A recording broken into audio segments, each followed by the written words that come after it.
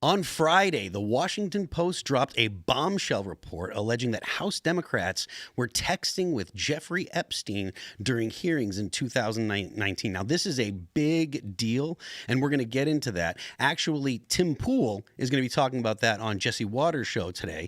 So when Tim goes on live with Jesse, we're going to jump to that. But right now, we're going to go ahead and get right to the introduction. So tonight, joining us, we've got Andy Schooner. Hey, how are you? Thanks for having me. Can you introduce yourself? Tell me Andy Schoonover, CEO of Crowd Health. We're trying to take down health insurance because health insurance sucks. It's pretty bad. Yeah. It's pretty rough.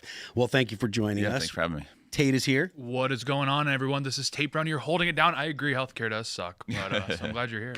What's going on, Shane? What's up? Shane Cashman, host of Inverted World Live. I will be going live tonight on Rumble and YouTube at Inverted World Live. We're going to talk about the tech vampire overlords with the Twitter user 7Cs, who's mapped out a pretty wild story. So we'll see you there. Awesome. So we're going to get right into it. So from the New York Post, House Democrats exchanged text with Epstein on how to hurt Trump during 2019 congressional hearings, documents allege. Jeffrey Epstein was feeding questions to Rep. Stacey Plaskett during a 2019 congressional hearing and giving her real-time help on how to damage President Trump's reputation, newly released documents show. The text, first reported by the Washington Post, show the convicted pedophile pontificating with Plaskett during a February 27, 2019 House Oversight Committee hearing in which the then former president's ex-attorney Michael Cohen testified about Trump's alleged payments to Mistress to silence stories before the 2016 election. Trump has vehemently denied all allegations. In the text, Epstein appeared to be watching on television while Cohen brought up former Trump executive assistant Rhonda Graff in his testimony. Let's see. Cohen brought up Rona, keeper of secrets, Epstein texted, misspelling Graff's first name. Rona responded Plaskett, a non-voting delegate representing the U.S. Virgin Islands. Quick, I'm up next. Is that an acronym, she added, suggesting she'd grill Cohen soon. That's his assistant, Epstein replied. So if this is, I mean, obviously there's evidence to show this. I'm wondering, like, do you guys feel like this is actually going to be a big issue that's going to move the needle on the whole Epstein situation, or do you think that this is just going to be some kind of flash in the pan? It's red meat. It's red meat for the Democrats. I mean, it's like this idea that there's some smoking gun with the Epstein thing still out there, and now's the time for it to drop. It's like, what are we doing? Also, Plaskett, like non-voting member from the Virgin Islands. Like, why are these people allowed in? Like, she's just hanging out. Like, that's her job, is just to hang out with congressmen all day. No, it's totally ridiculous. Yeah, I mean, look, if they had dirt on Trump on the Epstein thing, the fact that they would like wait till a month or a few weeks after an election to drop it, I mean, it's completely ridiculous. Shane, what does this do to the allegations that Trump and Epstein were actually friends and that Trump was doing terrible things on the island? Because that's the narrative that the Democrats have been trying to spin ever since Donald Trump took office again for a second term. They didn't pay attention at all to any of the Epstein allegations for the entire 4 years that President Biden was in office. But as soon as Trump gets back into office, the Democrats seem to think that this is one of the most important things going. What's your take on it? I think whatever you think is the deal with Epstein now, nothing's going to change it, no matter what people see. Even if things come out that look real. I mean, we're in post-reality, so everything can be fabricated if you want it to be fabricated, or it really is fabricated. So it really doesn't move the needle on anyone, unfortunately, one way or the other. I think there's a lot of other things with the Epstein story that people should be talking about. I still want a lot of accountability for people like Bill Barr, his situation with that. Still want to know why he got a sweetheart deal, why Epstein got a sweetheart deal in prison, all these things, his intelligent asset with Israel and with the CIA. I mean, there's a lot of stuff that's out there right now you could look up with him being an asset. Not people think he's Mossad. I really don't think he was. I think Mossad probably went to him for a lot of help. And he was basically like a freelancer working with lots of different people around the world. And there's emails that say that. But again, you can look at those emails and say, I don't believe those emails. But we do know through photographs that the former Prime Minister Ehud Barak of Israel was hanging out there, and they had an asset living with him in Manhattan. And the emails, if you want to believe them, show them going to Epstein for help for things like overthrowing Assad. There's also things of him helping Israel, looking into like what to do with Mongolia. So there's a lot of other stuff here that I think we should be talking about. Why was he so deeply entrenched with intelligence agencies around the world, not just here, not just Israel, Also in Europe, same thing as his father-in-law, or Ghislaine Maxwell's father was doing, before he passed away, oddly. Yeah. So those are the things I really want to talk about that no one seems to be talking about enough, and the government doesn't seem too interested in, probably because they know how deeply entrenched he was. Crazy. Epstein did all that for $7,000. Yeah. Well, each time. Yeah, it's a lot of $7,000. Each individual time. Now, that is a great point. Do you guys think that the reason why people are paying attention to Donald Trump and Epstein, or the goings on that were alleged to have happened at the island between powerful people, do you think that they're paying attention to that because that's the most salacious stuff, and the actual substantive stuff like his involvement? Until you mentioned it, I didn't know that anyone had ever inquired about Mongolia with Epstein. Yeah. Do you think that the reason is because it's salacious and it gets eyes, or do you think that it's because, or do you think that that's why they don't go after the other topics because they just don't have the same kind of? Probably both. I think it depends on who you are. I think there's people who want to uncover and get accountability for minors that were abused by this evil network that seems to be entrenched all around the world. And we know that. I mean, there's a ton of people, and not just Epstein. This is a thing that happens. I went around in Ohio with Alex Rosen catching just these disgusting pedophiles who are in your neighborhoods. But they exist in every level, in every institution, unfortunately. Churches, schools, you name it. Well, I mean, it's my sense that the pedophiles go to where the access is, right? So the reason that you hear about the church is because people trust priests. Right. People trust their children with priests, because a priest wouldn't do this. Or you hear about schools because people have to send their kids to school, right. And so schools are supposed to be safe places. There's also a lot of people that talk about summer camps and camp counselors and stuff, and that's because predators will go to where the access is, as opposed to there's something unique about whether it be churches or schools or right. camps. It's not that these places it's not that these places produce predators. It's that predators go to these places because that's where access. And that's maybe why he was involved in all this, what I believe was blackmail situations, and then even that's a narrative that's been being picked apart lately. But okay, if you want to go down the route of hurting children, these weird like transhumanist things that Epstein was doing, like why didn't we uncover more of Zorro Ranch? He had a whole situation out in where was it, Arizona, New Mexico.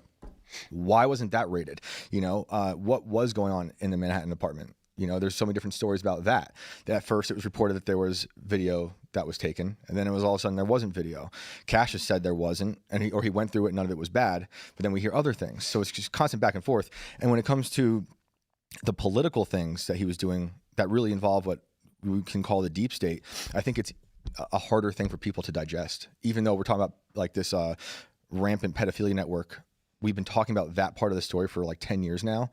When it comes to what he was doing with like Assad possibly and Israel, or hanging out with Ehud Barak, and all his, he obviously had friends within this government and in Harvard, and weird science things, not Harvey Weinstein, one of the Eric Weinstein at Harvard talking about, or MIT, why did he have access to a lot of weird science situations, learning about these weird, like I think anti-gravity stuff. But it's a much harder thing, I think, to understand that a lot of different intelligence agencies are going to a person and or network to try to pull the strings around the world. Yeah. Because it sounds crazy to some people. But we, unfortunately, in our own history in America, we have a long history of that very thing, whether it's Operation Northwoods, Gladio, NATO, possibly being behind the scenes of the Years of Lead, which was a lot of political false flag violence in Italy. This is just a long history. We still don't really know who killed JFK. Yeah. We don't, there's a guy in Sirhan, they say killed RFK, but RFK Jr. doesn't even believe Sirhan was that assassin. So we had this long history of these weird things that have happened. And I think a lot of people, it's hard for them to digest that is the reality. That the reality is unfortunate that our government has been weaponized against us. Yeah. And they do use these bad actors. Well, and beyond, I think like the Epstein stuff, people are just blackpilled on it because like the only time it ever actually makes headlines is when one party is using it to weaponize against the other. Like American politics in 2025 is just each party posting a picture with the other party's leader with Epstein. And it just goes back and forth, just like different leaders. So it's like, yeah, people are just blackpilled on it. People are fatigued from the news cycle. I mean, this has been in the zeitgeist now for like 8-9 years. People like this is, I mean, it's the same thing that happened to the shutdown. It's like such a magnitude, but I don't know. There's so much churn in the news cycle. There's so much insanity happening that people just get fatigued really quickly and they lose interest. I mean, that's just kind of the unfortunate reality. Like you're saying with the Epstein stuff, I mean, just a bit of probing, we could really uncover some pretty dramatic things that would upturn our society. But yeah, like the only time it ever makes the headlines is just when a party's using it, primarily these days, using it against Trump. I mean, like, again, it's totally, why don't we know about Epstein's final phone call he made in prison? He said he was making it to his mother. Right. And we found out he was actually calling his girlfriend at the time. Like, what's up with that? And he lied about that. Why did the officer let that happen unsupervised? A lot of weird things. You know, obviously we all know about the cameras and all that. If it was a phone call from the prison, don't they record all those? I don't know why we haven't. Why don't we have any access to that or any information about it? It's a very, on the night he died, I'm putting that in quotes for anyone who's listening, because I think he's alive. And it's witness protection. A whole album through a payphone. Yeah. That's right. Yeah. The good old days. Yeah. Andy, do you have a particular feeling one way or the other as to whether or not this particular issue about the texting? Do you think that it's just more red meat for the base, like Tate was saying, or do you think that there's something that's going to actually come of it? I feel like it's diversion. It's a diversion from what people really want, which is show me the damn list. Like, let's put the list out there. Why are we not seeing the list? It's very strange to me that Trump just a week ago was like, no list, no big deal, and now he's like, show the list. It's a Democrat thing. You know, Marjorie Taylor Greene, I think, is now being primaried with Trump support because of her, moaning and groaning about the list on X. And so it's not just party against other party; it's party within party now. That's absolutely right. And so that's a very strange thing has happened over the last week that I don't think really anybody has a good understanding of why did Trump flip all of a sudden and release the list. I think because he likes to market test, and he sees that there was an upswell of being like, all right, we actually do want the list. I actually don't. He's reading the base a little bit. Yeah, I think so. I hope so. Testing. I don't believe the list. I don't believe there is a list anymore. Like, I think there's nothing they could release that's going to change anyone's minds. To that point, there was, what was it, a couple months ago, they had some of the alleged victims saying that, we're going to make our own list. That made news for a couple days. Yeah. And nothing's come of that either. And it makes me wonder, is this just a situation where people use this, the threat of a list? Is it just a means to get attention for themselves or to leverage people because no one really knows what is on the list, if the list exists, because maybe the list doesn't actually, like a secretive list doesn't actually exist. Yeah, there's like 30 lists now. Now people are like feeling FOMO if they're not on the list. They're like, what am I doing wrong? Right. Well, even Elon was on the list for a while, but it was a string of text or something that was like, is Elon still coming or something like that. David Blaine was on the list. Like that, he was hanging out with Epstein at one point. If you're a somebody, you're on that list. Yeah. If you have aura, you're on the list. And I personally think that there's a lot of people that don't want to see any kind of list come out because their name is on it. And that doesn't indicate wrongdoing. That just indicates that they knew Jeffrey Epstein on some level. Like if Jeffrey Epstein was a notorious networker, right? Like he was doing everything he could to be in some way ingratiated with any person that was powerful. I mean, Stephen Hawking obviously was on the list, and science. If we just got Epstein a LinkedIn account, we could have saved all this trouble. He could have just taken out his networking through there. Just advertise his account. But to the point though, I think that the fact that lists exist, or if there are lists that exist, I think that a lot of people are just like, I don't want that to come out because I don't want my name associated with Epstein. I don't care. Well, fair enough. Yeah. And I'm not talking about anyone around this table, because I don't imagine that there's anybody here that actually knew Jeffrey Epstein. Sorry to pounce. The point that I'm making it's my time, guys. You guys. The point that I'm making is, if you've had any kind of dealing with Epstein and a list comes out and your name's on it, the people, like to your point earlier, the people that believe that he has done that, they have done something wrong, they're going to believe that you also did something wrong, right? If you're of the opinion that Jeffrey Epstein and anyone Jeffrey Epstein knew was party to illicit behavior, well, then that's a strong incentive to not want any kind of list to come out. Yeah. I think Tim's made it like a variation of this point of like, with both parties, with both candidates, their war chests, there's probably lots of funding that's coming from people that, even if they didn't do anything illegal, they would be on that list, be embarrassing, et cetera, et cetera. So it's like, look, if you're trying to be pragmatic, if you are trying to operate an overhaul of the political system, you don't want to have to deal with this on the side, because Like, the thing about Epstein is it's a very online thing, and my evidence for this is that Fox News rarely covers it, and Fox News is where the majority of the base is sort of getting their information from. And this is why there was that disconnect earlier in the year when Bondi and Trump came out and they're like, why do people even care about this? Because in their world, people don't really care about it. It's like, it is an online thing. I'm not downplaying the importance. Like, obviously this is a very scandalous thing, but yeah, that's just the reality, is that Trump and Bondi, they just saw people like spurging nonstop about it, and they were just like, oh, what's the deal? So Tim is on with Jesse Waters, and we're going to cut to that right now so we can take a listen to this. For a lot of national security stuff, but what do you think is going to happen next? It's hard to say. You know, it's Biden could have released it. Trump could have released it. Trump said it was a hoax, but I'm glad to see that Trump is back on message with this. We should see these released. And considering the emails that got leaked in the past couple of weeks that turned out to be a nothing burger, well, actually, it turned out to backfire on these Democrats. We're now learning that it was Virginia Giuffre who was listed in these emails, who had already said Trump had done nothing wrong. We're learning that a journalist was colluding with Epstein for positive PR. It sounds like, you know, let's be honest, I don't think we're going to get a lot out of these. I think if there were documents, they're probably long gone. I think there are powerful interests that are probably concerned they'll be made to look bad. But I do think it's a big distraction, and Democrats are getting caught up in something. Some have suggested Trump is doing this on purpose. Rope-a-dope, tell him to come in. Oh, no, the Epstein thing's a hoax. They tackle this issue, and then Trump focuses on tariffs. He focuses on immigration. The American people at the kitchen table aren't talking about Epstein. They're talking about grocery prices, and as you already pointed out, they're down. I mean, they're still high, but they're coming down. And I think that's what's going to win a midterm election. Yeah, and he's now real focused on it, especially after the last elections in these blue states. Kind of a wake-up call, and that's a good thing. The Democrats on the other side, I don't know what they're talking about. Gavin Newsom's in other countries talking about the weather. Kamala's talking to transgender people. I mean, what is going on over there?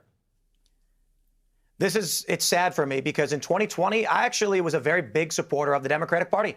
I donated the maximum to Tulsi Gabbard. She's now a Republican alongside Trump. I hear Trump talking about tariffs. I understand this. I am a business owner. I own a skateboard company.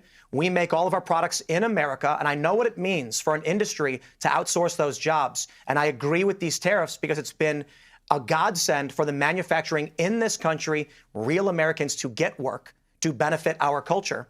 And when I look at Democrats, what are they talking about? They've got Mamdani talking about free buses and faster buses. He has no authority to do that. Chuck Schumer is infighting with Democrats, but the socialists are likely going to take over that party. I don't recognize them anymore. And it's strange to me that after all of my years, I'm going to be 40 in a few months, the Republicans are the party of the working class and of the manufacturing jobs. I wish we had real political competition in this country, but we just don't. All right, so it looks like the Republican Party may be competing against the socialists. It looks like Chuck's on his last legs.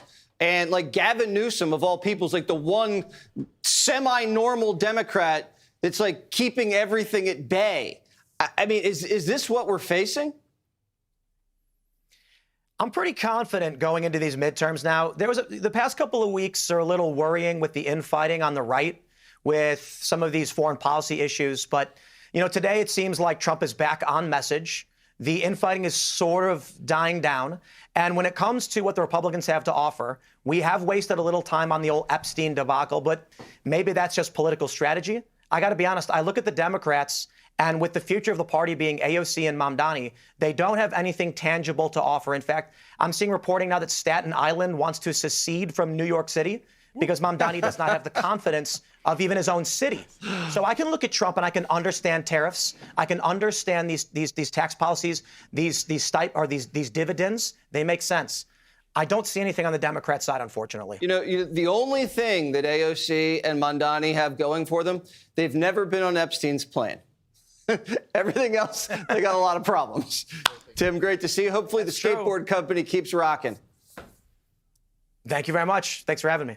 Breaking news on wannabe Trump assassin Thomas to Tim's Crooks. point, right? Like the Epstein stuff gets a lot of eyes, and there is a small group of people that are extremely motivated by it and extremely interested in talking about it and stuff. But at the end of the day, the midterms, they're going to be decided by the cost of groceries. They're going to be decided by whether people feel like the economy is doing well. Do you guys feel like the Republicans have any hope of fixing that? Oh, never mind. Here's Tim. There we go. Answer the question anyway. No, Yeah. I don't trust anybody.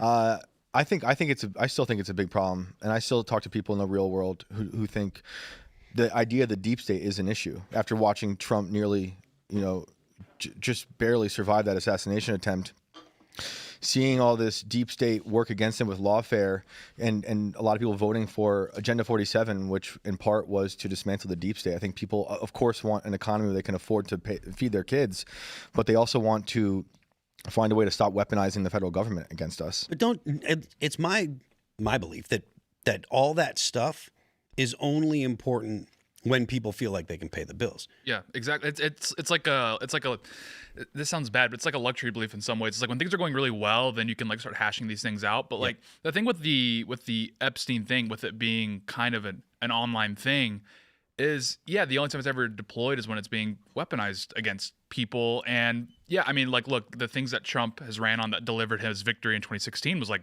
immigration, reshoring, manufacturing. Like that's always gonna be the bread and butter issues for Americans. And it's like, the Epstein thing, it's obviously horrific and people want to see it addressed, but it's kind of a niche issue. People online don't realize this, but it really is. Like, it's not like, for example, earlier in the year when the Trump Bondi debacle happened, Trump didn't really take a big hit in the polls, in the approval rating. And that's just evidence that's like, look, the vast majority of Americans aren't really online. They're not really tapped into online discourse at a super high level. Maybe they scroll their feeds, but like Twitter, I think the average, or the 10% of Twitter is driven, or sorry, 90% of Twitter is driven by 10% of people, and then Twitter is like a fraction of the population. So it's like the amount of Americans that like their approval of Trump is dependent on how he handles the Epstein thing's like a very, very small proportion of the base. They're vocal and they're very loud. They really, really think it's important, but I still believe that politics is moved by kitchen table issues. Especially like compared to the amount of Americans who have been to a Costco and they see like how many illegal immigrants are on there. That's the kind of stuff that you can win elections off of. Just everyone has to go to a Costco at some point. Like, have you guys gotten into the crook stuff yet? I'm just coming back from Jesse Waters' show. For those who don't know, well done, by the way. It's fun. It's always fun. Lots of glaze, but it was very well done. Oh, right on. I appreciate it. A van pulls up. I jump in a van, and I was joking. It takes you down by the river. Yeah, was there candy? It just drives down by the river. They give me bottled water, and then I get to watch Jesse's show, and then he asks me questions, and I had fun.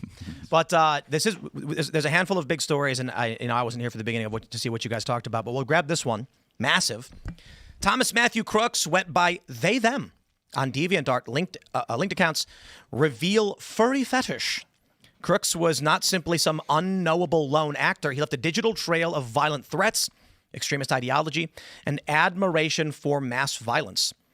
So this is apparently coming from Tucker Carlson's report that he said, we were told by the FBI, was from his report, that he didn't have much of an online footprint. The FBI pushed back when Tucker Carlson said, why were they withholding this from us? And they said, we never said he didn't have a footprint, but why didn't we know this? When this happened? The narrative we were led to believe was that this guy may have been just mentally ill or even potentially right-leaning.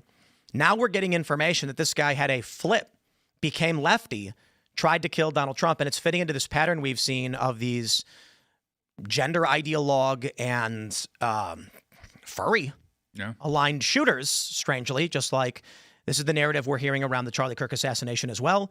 And there's been a handful of mass shootings that have been perpetrated by transgender individuals. It seems strange that this information was withheld from us. I'm wondering if this was a Biden cover-up. I'm not sure that I have maybe, I mean, it completely could be a Biden cover-up. I hadn't really put a whole lot of thought into that. I do think that it's worth noting that the people that will say, oh, this is something that's unique to the trans community or whatever. I think that this is actually an indication that there's so many people in the trans community that are actually mentally ill. Yeah. Right? Like, I don't think that the trans is what's causing it. I think the mental illness is causing the transness. And then you've got people that are willing to commit violent acts based on their mental illness. I somewhat disagree, because I've been talking about this earlier. And if it was just that, you'd see this in a variety of different ideologies. But for some reason, we have this pattern of, 6 or 7 shootings in the past year or two. that have been involved in the specifically gender ideology sect of things. Certainly, if someone was just mentally ill or disordered, they could find themselves in a whole plethora of various weird online fetishes and ideologies. These people we end up seeing are particularly in one ideology. Yeah. So I wonder if that means it is the online trans community that is particularly in favor of violence. Yep. And perhaps because the Democrat messaging on it has been so strong. That's what I think. The messaging around the trans community or about trans people is that Christians want to kill you. They don't believe that you should exist. The narrative that gets spun to these people is your life is in danger. They're just the way that the right treats you is violence against you. You need to defend yourself. There's all kinds of leftists that say things like defend trans kids. There's that shirt, defend trans kids, with a knife and a rose on it or whatever. Yeah. I think that the reason part of the reason that they're violent is because they are told that they are under attack. Well, and beyond that, like the thing with the trans ideology is destruction is built into it, because that is how you participate in the ideology, is you destroy your own body, you cut yourself up, et cetera, et cetera. So naturally that's going to manifest in violence, because the violence is part of the ideology. Like what happens when you become really right-wing? You start like lifting and like reading philosophy. Like it's just these sorts of things are just downstream from the effect. So it's like, yeah, when an entire ideology is built around like destroying your own body, naturally that's going to ripple out and you start destroying. It's a ideology of destruction fundamentally. That's absolutely what it is. And so it's like, yeah, no wonder this occurs. Like it's built in. So I got a list here of some DSM-5 mental disorders, of which the obvious one is gender dysphoria, which links to gender ideology. There's some degree of overlap with the furry stuff, which is just online fetish stuff. I actually think gender dysphoria is not the mental disorder being suffered by many of these individuals that are committing these shootings or murders. I think there's some other kind of dissociative disorder where they adopt an online identity to themselves. So you have these communities that are particularly violent, leftists, and they also happen to have gender ideology within them. I think what we're likely seeing is somebody who is suffering some kind of mental illness finds, let's say, 5 or 6 online communities. One of them dominates and imprints those views on them, and that's why there are these overlaps. Because there are a lot of people with gender dysphoria that probably aren't even necessarily trans. Like they may have gender dysphoria, but they don't do anything about it. They just keep it private, say nothing. Some we know who are trans and literally don't do anything. When I see these patterns, I'm like, there is something about. There is some kind of mental illness where you are easily manipulated by online psychotic content or whatever that creates this sect of people who end up going nuts. Because the reason I say this is that this Matthew Crooks guy, this Thomas Matthew Crooks guy, had like a flip. Like his politics went one way and then it kind of switched to the other.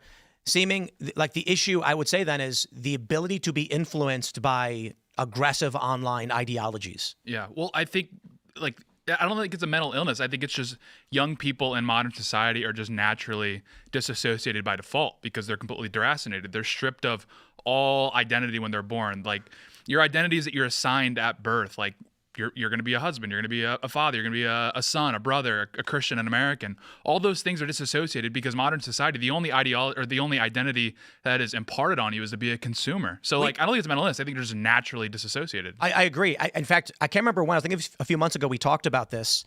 Actually, it was on the Culture War. I had asked mental health experts, what would it be called if a person, not through dysfunction of the mind or body, but through conditioning, came to believe things that were not true? And they said that would be delusional disorder. That would be a mental illness or a mental disorder. And the interesting thing is your brain works perfectly fine. You get lied to and they say you're delusional. Mm-hmm. The reason that's scary is, well, one, I agree that's probably what we're seeing with these individuals. People of otherwise sound mind who, if they were in a normal town, with, lovely married couples walking with their children and the milkman, driving his truck down the street and the butcher selling bacon, he would identify with those things. Yep. And that would be their personality. But I wonder if the real issue is you take any person, isolate them, plug them into these online communities, and that's what they become. Yeah. The scary thing is what then happens to all of human society as we keep going in this direction of social media. Because young people are all impressionable. That's every young person. It's just a matter of who's delivering the impressions. Your community, your surroundings, like how people typically matriculated, or is it going to be online? And then it's a dice roll. Do you become a right-wing influencer, or do you become this? I also think this community in particular, as isolated as they are and mentally ill, they're susceptible to this being radicalized into being violent. And it reminds me of the 764 cult I talked about on the show a few times. Oh, right. Yeah. You know, and Cash recently announced arrests for the 764 cult. And a lot of things they do is different types of people behind the scenes on the other side of the computer find ways to radicalize these people and make them do real world violence. Yeah.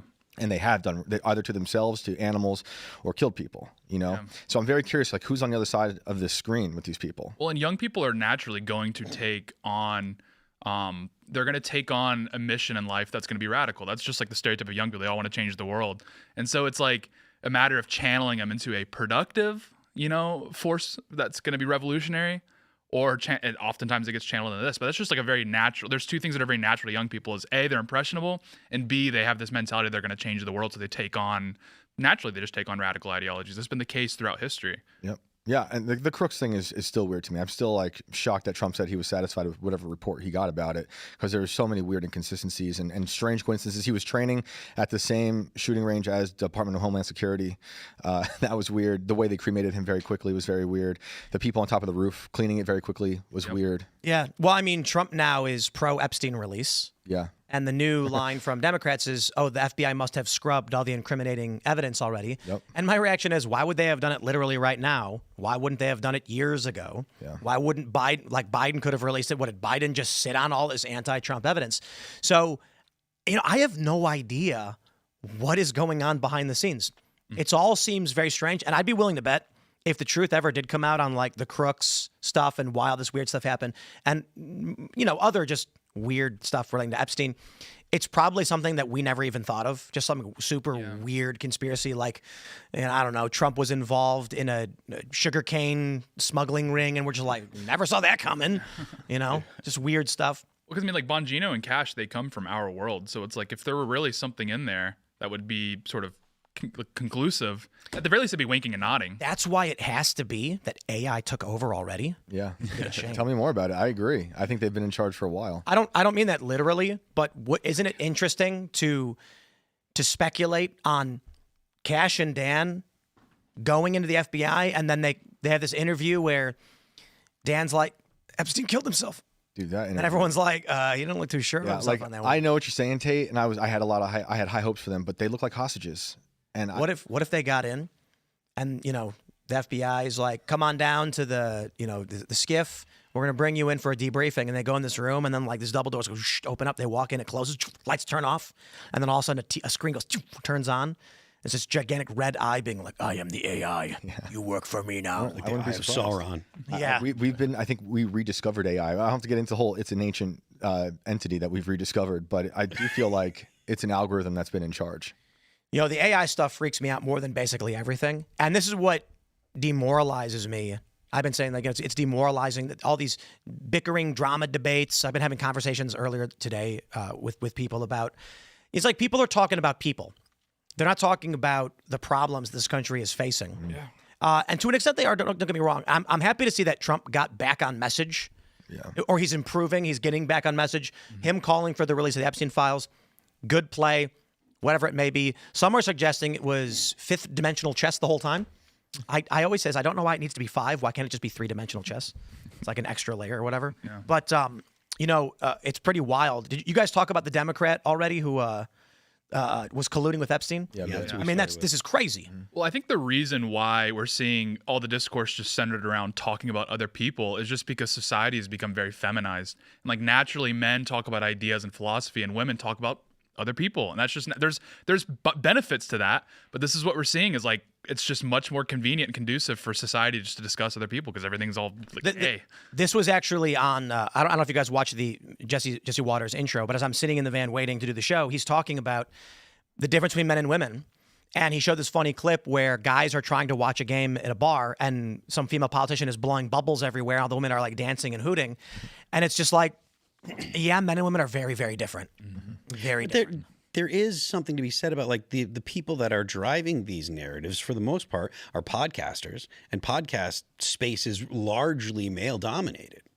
So you've got guys that are even on the right that are ostensibly some form of masculine, but they're still engaging in this stuff. So I don't think that it's just feminine. I think that it's a lot of it is just profit driven. But a lot of it is driven by what will get the clicks. But like oftentimes like people will say like, oh, like the media's like, oh, Joe Rogan is this, they're like extremist ideology, and then you tune in and you're just like, what if red meant go and green meant stop? You're like, what? That's what's crazy though, because to them that is radical. Right. Like the Joe Rogan-esque kind of, stoned generic conversation is deviant to their weird hive that they exist in. Mm-hmm. Yeah. I mean, go ahead. I was going to say they don't like things that are outside of the monolith.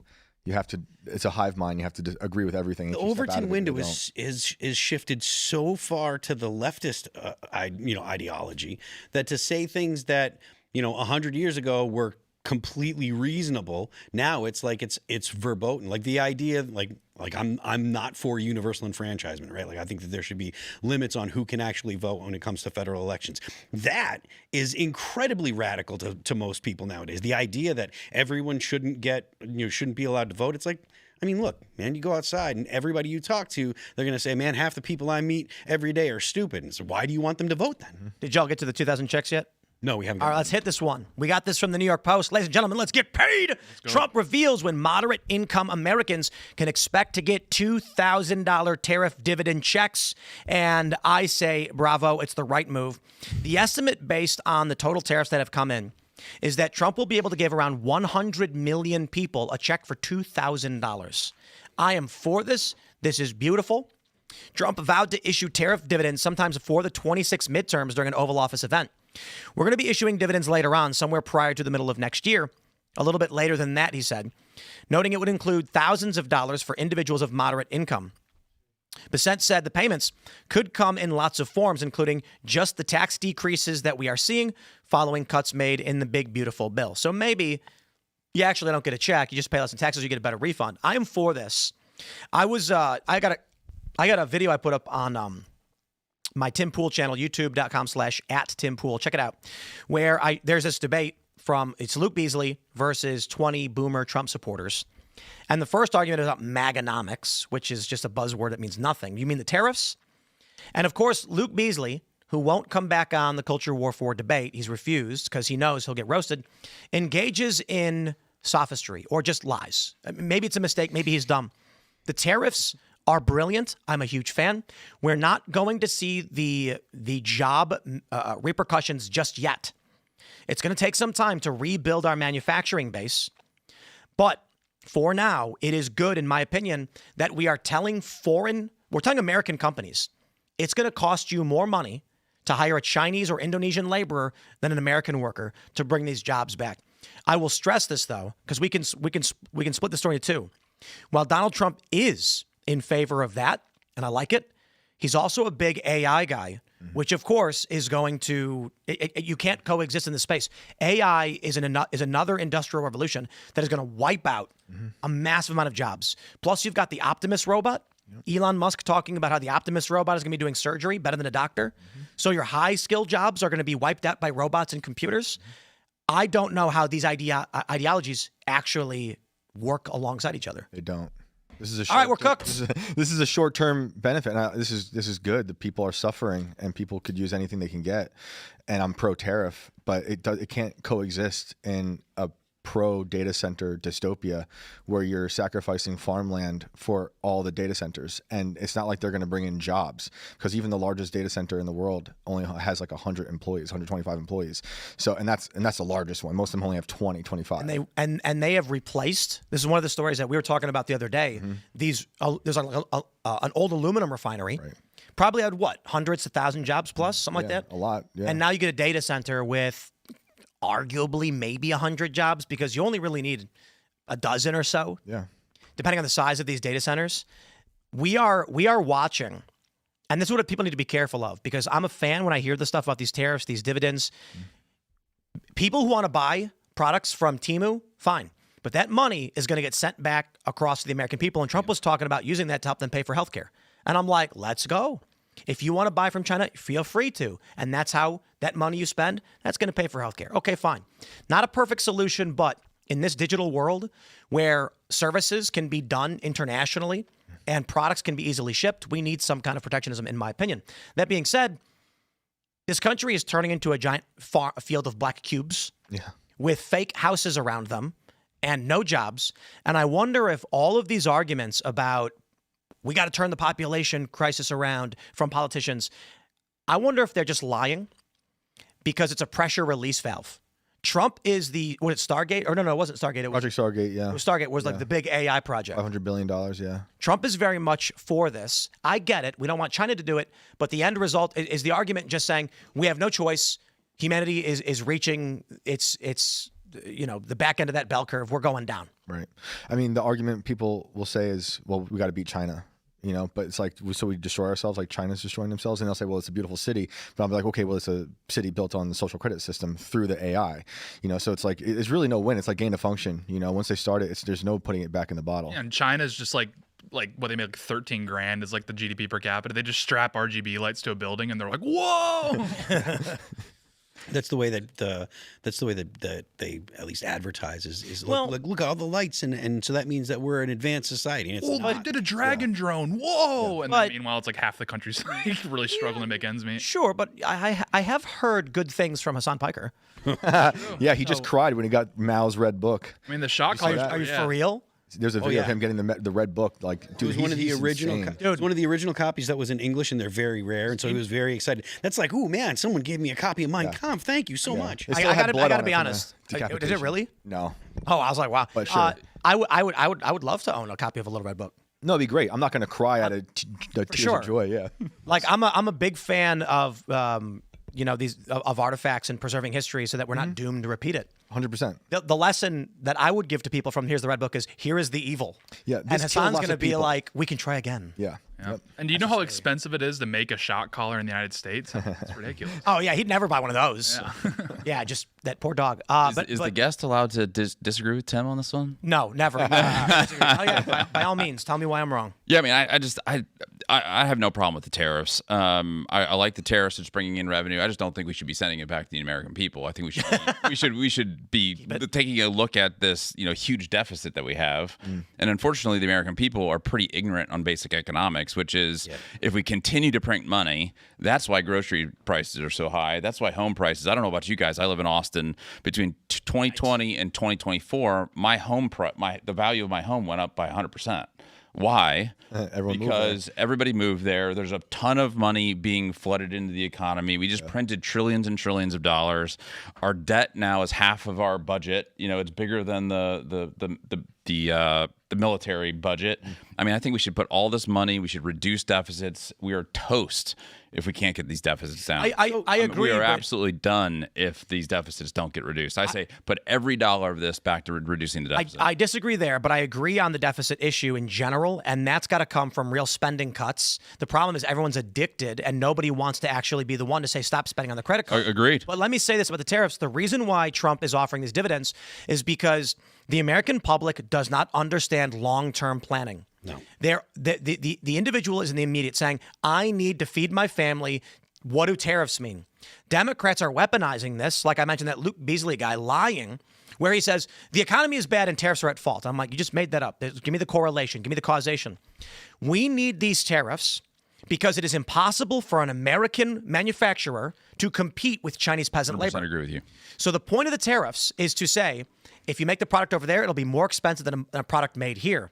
How do you then convince a regular old American default labor who's not paying attention to these issues to say, trust us in the long term, you will succeed? You can't. So what does Trump say? The tariff money is going to go to you in your pocket to cover your short-term expenses. And now you're going to see the normies go, okay, I'm good on these tariffs. What's that going to do? Step one, bring back manufacturing. Now, the argument Trump has made on why this is beneficial is we're going to be under-leveraged. If we can generate more economic activity internally, we can start generating more revenue tax revenue just through volume alone and use that to pay down the deficit. I will concede, however, Trump ain't doing that unless he gets the spending way down, because Elon tried that, and the guy got kicked out. The debt needs to be paid down, and the deficit needs to be reduced. Yes. So does anyone have any opinion on whether the $2,000 dividends is a response to the refusal by the Fed to lower interest rates? Is this an effort think to stimulate spending? I think it's in response to the Supreme Court potentially striking down Trump's authority on the tariffs, which would be catastrophic for this country. I believe Trump is 100% correct on this issue. And the Supreme Court may say Trump has no authority to do this. I think Trump's play here is we need the American people to demand it. The Supreme Court is a wholly political body. These people, save Thomas and Alito, are cowards. And if the American people are demanding it, Supreme Court's going to say, fine. I mean, look at the issue of gay marriage. They refused to even listen to that case, despite the fact on the merits, whatever you think about gay marriage, that was an insane ruling that they made back in, was it 2015 or 14? Something like that. They won't even listen to it. They won't even listen to Texas v. Pennsylvania, which is their duty under the Constitution in original jurisdiction. They are cowards. Sorry, Thomas and Alito are based, but the rest of them are too scared. I get it. Someone tried to kill Kavanaugh. I get it. But the issue here is Trump is basically saying, I want the American people to scream out, we want tariffs. Yeah. And so that's how you do it. Well, and Trump's trying to conduct like long-term policy in a democracy, which is just like pretty much impossible to do. I mean, you look at like China, Iran, Russia, for what it's worth, like they're able to plan in terms of decades because they're not accountable to voters. But the United States, you have to think in terms of like if you're in the House 2 years, if you're a senator 6 years, president 4 years. It's like it's impossible to really conduct any long-term planning. Now you understand Hassan. Yeah. I now I understand Trump Caesar. It could be, I'm just saying it's a possibility. I think this is all about midterms. I mean, I think this is about midterms next year. We're coming off the government shutdown. You can argue whether the Democrats or the Republicans looked worse on that. Mm-hmm. The whole issue in the midterms is going to be the Republicans don't want to give us our free health care. Trump wants to offset that by saying, yes, you didn't get your free health care, but we're going to give you $2,000. I think it's a political move specifically around the midterm. We just read when are these things going to happen? Mid-2026. When is the midterms going to happen? End of 2026. I think this is a post-shutdown political game by Trump to get people more money. And I think these things always end up bad. The government giving the people more money is just a buying of votes from my perspective. Anytime you do cash injections, you end up exacerbating the gap between poor and rich. Inflation. Because poor people have to spend their money, right? They're gonna, if you give someone, if he does the $2,000 dividend, people aren't going to invest that or sit on it. They're going to spend it on their needs. Mm-hmm. And that money is inevitably going to go to people that have property, that own things. That money is going to go to the people that own businesses, to the people that already have things. So anytime you do cash injections, that's where all the money from the 2020 and 2021 and all those things went. Where did it go? Yeah. It went to all the rich people. The rich got richer, the poor got poorer, and the poor are the ones who are now paying $9 for a pound of ground beef as opposed to $5 or $6. Yes, if I'm making $300,000 a year, I don't give a shit if I'm paying $9 for a pound of ground beef. That's all. But the guy who's making $20,000 does. That's all true, but the point that I'm making is, and it's something that we've talked about on the show in the past, right? Right now, people are looking at the income inequality in the United States, and that's driving them away from reasonable politics. That's driving them to socialism. And so if you continue to pump money into the economy and 100%. Create a larger gap between the wealthy and the poor, you're only going to make the poor people, there are far more poor people than there are rich people, you're only going to make them more angry, and they're going to say, well, then this isn't working. We need some kind of new system for our... And I will stress this too. If this continues long term, just giving $2,000 dividend checks to poor people, you're going to create wildlife dependency syndrome. Well, I think we already do not feed the bears; they'll become dependent. Well, I think we already have. That's like the problem is the Democrats have built out this massive patronage network, and that's how they're able to get fantastic election results in cities. And so I think that's all Trump's trying to do here is trying to create a patronage network for Americans. Like it's a very radical idea, but that's clearly what he's setting up here. Why can I just campaign on that? Can I run for office and just be like, vote for me, and I will tax rich people to give money straight up check. I'll just Well, we're going to tax them. There's not enough of them to vote against me, so you vote against them, I'll give you their money. Straight up. No bickering, no innuendo. I will outright just take from them. But that's where the frustration is coming from, because if you looked at the discourse around the SNAP benefits ending, that's getting to the heart of where the real anger is that it's the productive Americans versus the unproductive Americans. So that's all that's happening here. Is there's been this massive patronage network the Democrats have set up for unproductive Americans. I think Trump is just trying to get the boot off of the neck of working people. Totally. And you mentioned buying votes. That's what's been happening. They've been buying these votes for 80 years? They've been doing it for a long time. And it's we're doing it by taking money from corporations that are trying to do business in this country, which is probably it's a lot better than printing more of our own money. It's real value. 100% agree with that. I have no issue with the tariffs. What I'm saying is don't take the tariffs and then give it to the people, but take the tariffs and do it to reduce the deficit so we can stop printing money. We can slow this inflation down. Inflation's at 3%? Totally. It's clearly more than 3%. I mean, there's no way in hell it's 3%. The way that they calculate CPI is a total disaster. It's a total joke. Glad you know that. And so, it's not 3%, and the poor people are the ones that are getting hurt most. So what I'm saying is let's reduce the deficit. Let's get it down as far as we can. Stop printing all this money. Get inflation under control. Okay. And I'm a fan of the tariffs. Let's use that as a tool to do you just that. Agree with where it's going. I just disagree with where it's going. Totally I wish they would have let Elon and them go after it. Elon basically came out and said, "There's no freaking way. We're going to reduce spending," and so I think we're toast on the deficit unless we can do something like this to offset it. Well, I think the problem too is there's not much of an appetite among even Republicans now for reducing the deficit, because that was what motivated the Tea Party. I mean, this is you don't get votes by reducing the deficit. Yeah, but it's been boring. It's been the Republican platform for 60 years. Is we're going to reduce the deficit, and then it continues to go up. So I think the American people are saying it's not going anywhere. I might as well raid the Treasury on the way out, and at least again build that system to reward Americans in some way. I think people just don't really believe the Republicans anymore when it comes to we're going to reduce the deficit. And they shouldn't. And we're economically ignorant as a society. We don't understand the fact that we have huge deficits. Everybody's looking at me. What do I get, right? And you're going to buy votes. It's going to continue to happen, Republicans and Democrats. Let's jump to the story from the New York Post. Let our people go. Zoran Mamdani victory spurs Staten Island polls to renew bid to pull out of New York City. That's right, my friends. Staten Island wants to secede from the state of New York. From maybe not the state, but the city of New York, because it's a conservative enclave. It's relatively smaller or lower in population density, and they don't want to be in a city of communists. I would say this. They've had the conversation before. They've been pushing this bill. This is Lanza of Staten Island has been pushing a bill since 2008, seeing little traction. But now that it's swung so far left and people are fleeing, even Democrats may agree with this. The argument being, if Staten Island leaves, New York City becomes a socialist guarantee. You will never get a Republican or independent mayor again. Mm-hmm.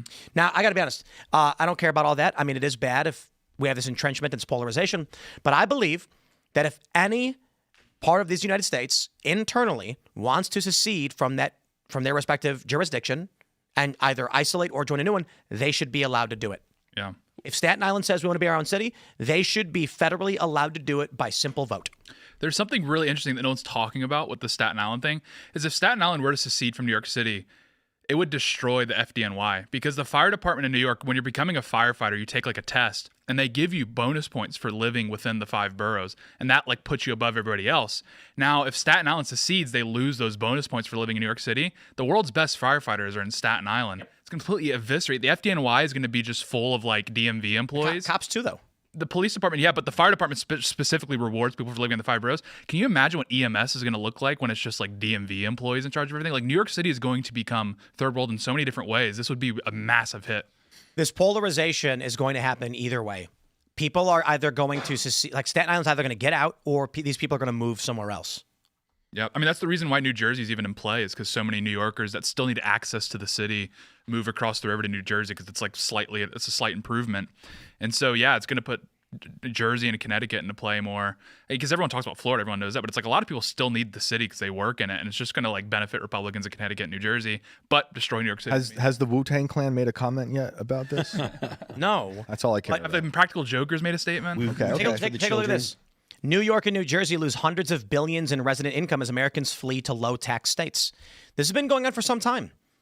So Mamdani coming in, he says he wants New York City to have the highest, I think it was Mamdani, he wants New York City to have the highest corporate tax rate in the country, or it would rival New Jersey's corporate tax rate at around 11.7%. Companies are just going to leave. Yeah. I mean, do you see Delaware is already bleeding companies? Coinbase just announced they're leaving Delaware. Yep. Because an activist Democrat judge said, we can stop your company from functioning like a normal company. You know what really pissed me off about that? The shareholders voted to give Elon money and said, Elon, we want to give you money because we want our stock to go up. We want the company to succeed. He says, okay. You get one guy with a small handful of shares who sues, and the judge says, okay, the will of the shareholder is now gone because I said so. And I, as a shareholder, I can't sue to make it happen. Because a judge ruled it. I can't sue the judge, and I can't sue the company to make them pay because the company already wants to, but are blocked by this judge. These Democrat activists in politics are losing their minds, and they're going to burn their cities and states to the ground. We gloat about it, but this is going to create escape from New York. Maybe that's the plan. Maybe the real conspiracy among the elites is how do we turn New York into a giant prison so we can have escape from New York with this, what's his name? Snake Plissken? Snake Plissken, yeah. That's right. We want it. Yeah. There's some guy right now in the Trump administration who was, 10 or 11 years old when that movie came out. And he's like, man, I really wish we had that. And he's colluding behind the scenes to make that happen. And maybe that's Zoran Mamdani. Yeah, maybe he pretty just close.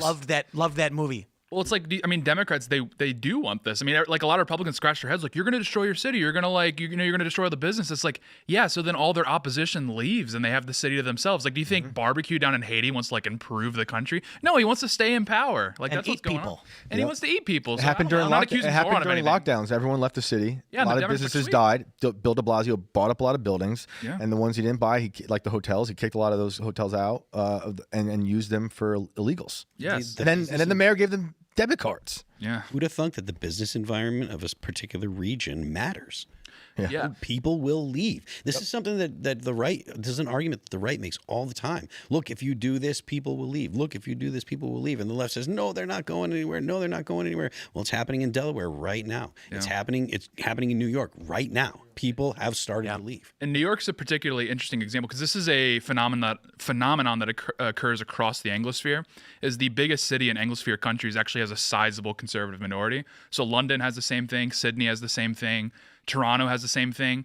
And so what's happening now is they're trying to overturn that because the biggest city in your country, I mean, a lot of people are saying oh, it's New York, let it collapse. It's like, yeah, this is the seat of our empire. Like we're talking about the biggest city that really exemplifies what America is, unfortunately, but it's just true. That's the way your biggest city works. It's the flagship of your country. And so it's like, that's all they're trying to do here is they're trying to consolidate power because it'd be really demoralizing, quite frankly, to completely eviscerate Giuliani's New York. The effect that would have, I know a lot of people in chat are who cares in New York? But the average American likes to vacation in New York. They like to watch Fox News and see the city in the background. They say, wow, that's America. Wow, this is this beautiful city, et cetera, et cetera. Destroying that has a huge demoralizing effect on Americans, whether you like New York or not. It's just the reality. Oh, yeah, of the and situation. destroying New York City destroys the rest of New York, destroys the rest of the country. It has a ripple effect, and you can see it when Paris did all their when they voted on the gas taxes and they started the Yellow Vest riots, one of the longest running riots. It was a lot of people from the rural areas that were getting impacted by ridiculous policies by the city people who don't care about them. And I mean, we're seeing a lot of that stuff happen around the world right now. Everyone should be paying attention. Like what went on in Mexico the other day is insane, because the violence is out of control. And I mean, that stuff could happen here at some point. Yeah, I mean, the UK is a good analog where it's in their case, I mean, America's a lot of cities, but in the UK, London is the city. So all they really have to do is destroy London, and that destroys the country because that's where all the young people go for jobs. That's where their culture comes out of, et cetera, et cetera. You name it. They only have to destroy one city. In America's case, we have backups, obviously, but New York City ultimately still is where the culture comes out of, where a lot of our, a huge chunk of our GDP is concentrated in that tri-state area. It's again, I wish we could say just leave it. Chicago, you can experiment a little bit. You can chuck a socialist out. Let's see what happens. It's Chicago. What you don't lose a NASCAR race. City like that. How dare you, Tate? I think we're dealing with fatigue across the board.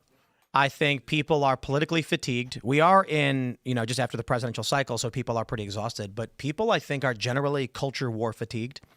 I've been hearing it quite a bit. And just recently something funny happened where at the casino here, Charlestown, they have commemorative John Brown chips. I know Shane's got this look on his face interesting. And, so one guy at the table was I forgot what someone brought up, that these that people will go online and buy these things or something, and then it came up, and I said I think it's actually kind of surprising they would do that, because it's almost like they're honoring the guy. And then he said, well, I mean, maybe you don't want to praise him, but you don't denounce him. And I said, yes, you do. And then he's like, we can't do this. We can't get into politics. And I was like, not even 1860s politics. Too soon. Too soon. Yes. I guess I brought it up because I thought it was a funny scenario where it's like, we can't debate 1855. It's not that you can't debate 1855 politics. It's you can't debate anything that the left holds dear. Well, I don't think that this guy was necessarily a lefty. I think it was, he said, we can't do this because everyone is sick of politics. And it was like, he's like, we're going to get into it. Let's just play this game and have a good time. And I'm like, I hear you. But I mean, we can denounce, we don't have to kill people, but John Brown also hated slavery. That was a nice Well, now we're in the debate. Yeah. the issue with the right on the Harper's Ferry Armory is one thing, but his entire legacy of what was happening in Bleeding Kansas is nightmarish. I mean, John Brown and his sons and these other people involved, they murdered journalists. They went to like printing presses and just it was back and forth. I mean, pro-slavery forces were massacring innocent people in farms. Yeah. Anti-slavery people go to farms and kill people. But I'm not here to have that debate. Yeah. But, I just want to point out, my point is that I think people are generally just like, I don't want to hear, dude. I'm so just burned on all of this. I think the issue is it feels like nothing's happening. It feels like, I feel like a rag being squeezed as hard as possible with the last little bit of water out of it. And I'm just waiting for that pop to be like, we've done it. There's a light at the end of the tunnel, and it feels like it ain't there. I think we're on the edge of something even crazier. I mean, it's just because I think well, that is a whole other problem. But like, I feel like we are on the edge of something major. Like there's what you're talking about, the people who don't want to talk about politics anymore, I think that's almost by design. It's been pumped into everyone's heads. We've been trapped in an election cycle for 10, 15 years, right? Usually, like growing up, I remember election cycles would be like 4 years. We take a little breather. And I was younger, obviously, but I was always a political junkie. And since Trump, since like 2014, 2015, it's never stopped. The media, everyone went crazy. And I think they took advantage of that. They hijacked the algorithm, social media. Everyone went insane. I think part of that is by design to make it so everyone gives up and then stops paying attention, and then something happens. I wonder if a lot of it was, the story of Obama using Facebook to help him win in 2008 is that a young whippersnapper went to him and said, are you using social media? And they were like, we don't know what that is, because they're older. They weren't paying attention. And so they decided to start campaigning on social media, and it helped them turn out more of the youth vote, which wasn't like the principal factor, but it was a big deal. Everyone talked about it. I wonder if Democrats after that point said, we need to own this. This will rally people. And this created the phenomenon that started driving wokeness and ultimately helped Trump win because people were annoyed by it. Because they did a short-term benefit. They were like, we can take over this to win for a while, and they did. I'm going to let you guys in on a not-so-secret secret. On, Thursday last week, the Culture War interview was with Ben Davidson about the solar storm. 200 and some odd thousand views. Wow. Typically, when we do interviews on the show, it's like maybe like 80 to 100. Yeah. I think people are just... I think there's a couple things. One, when it comes to the political issues, it's just like I've heard this 100 million times. Arguments about tariffs have been going on now for longer than a year, with them in effect for about a year. Okay. And the political violence stuff is just ramping up. I mean, I'll be honest, it's how I feel. I see people in the chat are saying something to that effect as well. I feel like we're all just, at a certain point, you can only say the same thing. Yeah. Where people are like, give me a solution, solve the problem, or talk to me about football. Yeah, literally. It used to be like politics was for nerds, like guys that would wear suits to school. And then it turned into a blood sport. Like everyone was tuning in at night for all these shows and everything. And now we're kind of going back to like maybe the nerds get school. I do. I agree. I think when you look at that young kid everyone's been ragging on, what's his name? Brylan Hollihan. Yeah. And I don't mean to rag on him. I'm not trying to be disrespectful. But conservatives have always come off as stodgy, suit-wearing, boring dudes. And they were the ones who were talking high-level politics, and Democrats were the ones who were tugging at your heartstrings, being like, but look, little kid's crying. We have to burn the Constitution. And people were like, okay. Republicans now seem to be drifting back into that space. Yeah. And I think, the good example of this is actually the Candace Owens stuff. Let's jump into this. Let's get drama with it. We got this story from Us Weekly. Christian influencer Allie Beth Stuckey slams Candace Owens' claims Charlie Kirk murder was an inside job. So if you've been following it, actually, you know what'd be funny? Let's ask Grok, because Grok does not like Candace Owens. That's not meant to be a joke. I mean, like, let's see what it says. I'm gonna ask it a question. Grok, why don't you like Candace Owens? So the drama is, I still feel like the drama is something that is still kind of feminine overall. I mean, I know that people, it gets clicks and stuff, but, you know, you hear people on the right and podcasters on the right doing things like saying, go out and do something, and et cetera, et cetera. Good. Oh, so you're going to finish your point? I just think that the response is to click the next podcast, and I think that there needs to be more people that are going out to do things. This is my point. Candace was getting big traction on the Blake Lively stuff. I know nothing about that, but like basically every woman knew something about it. She talked about Bridget Macron being a man and not policy. I thought it was interesting. She got sued. We talked about it. Other than that, not really. Like when there's a legal action, I'm like, ooh, interesting. But just like the claims of a man, I'm like, I don't think Bridget Macron's a man. I mean, maybe whatever. Now the Charlie Kirk murder, potential inside job stuff. I think the success that she is having right now is largely indicative of people don't care about the policy talk right now. We are burned on it. We have been told it a million times. Trump has said X, just over and over and over again. Tariffs, policy. And we're still waiting to see results on these things, which you probably won't.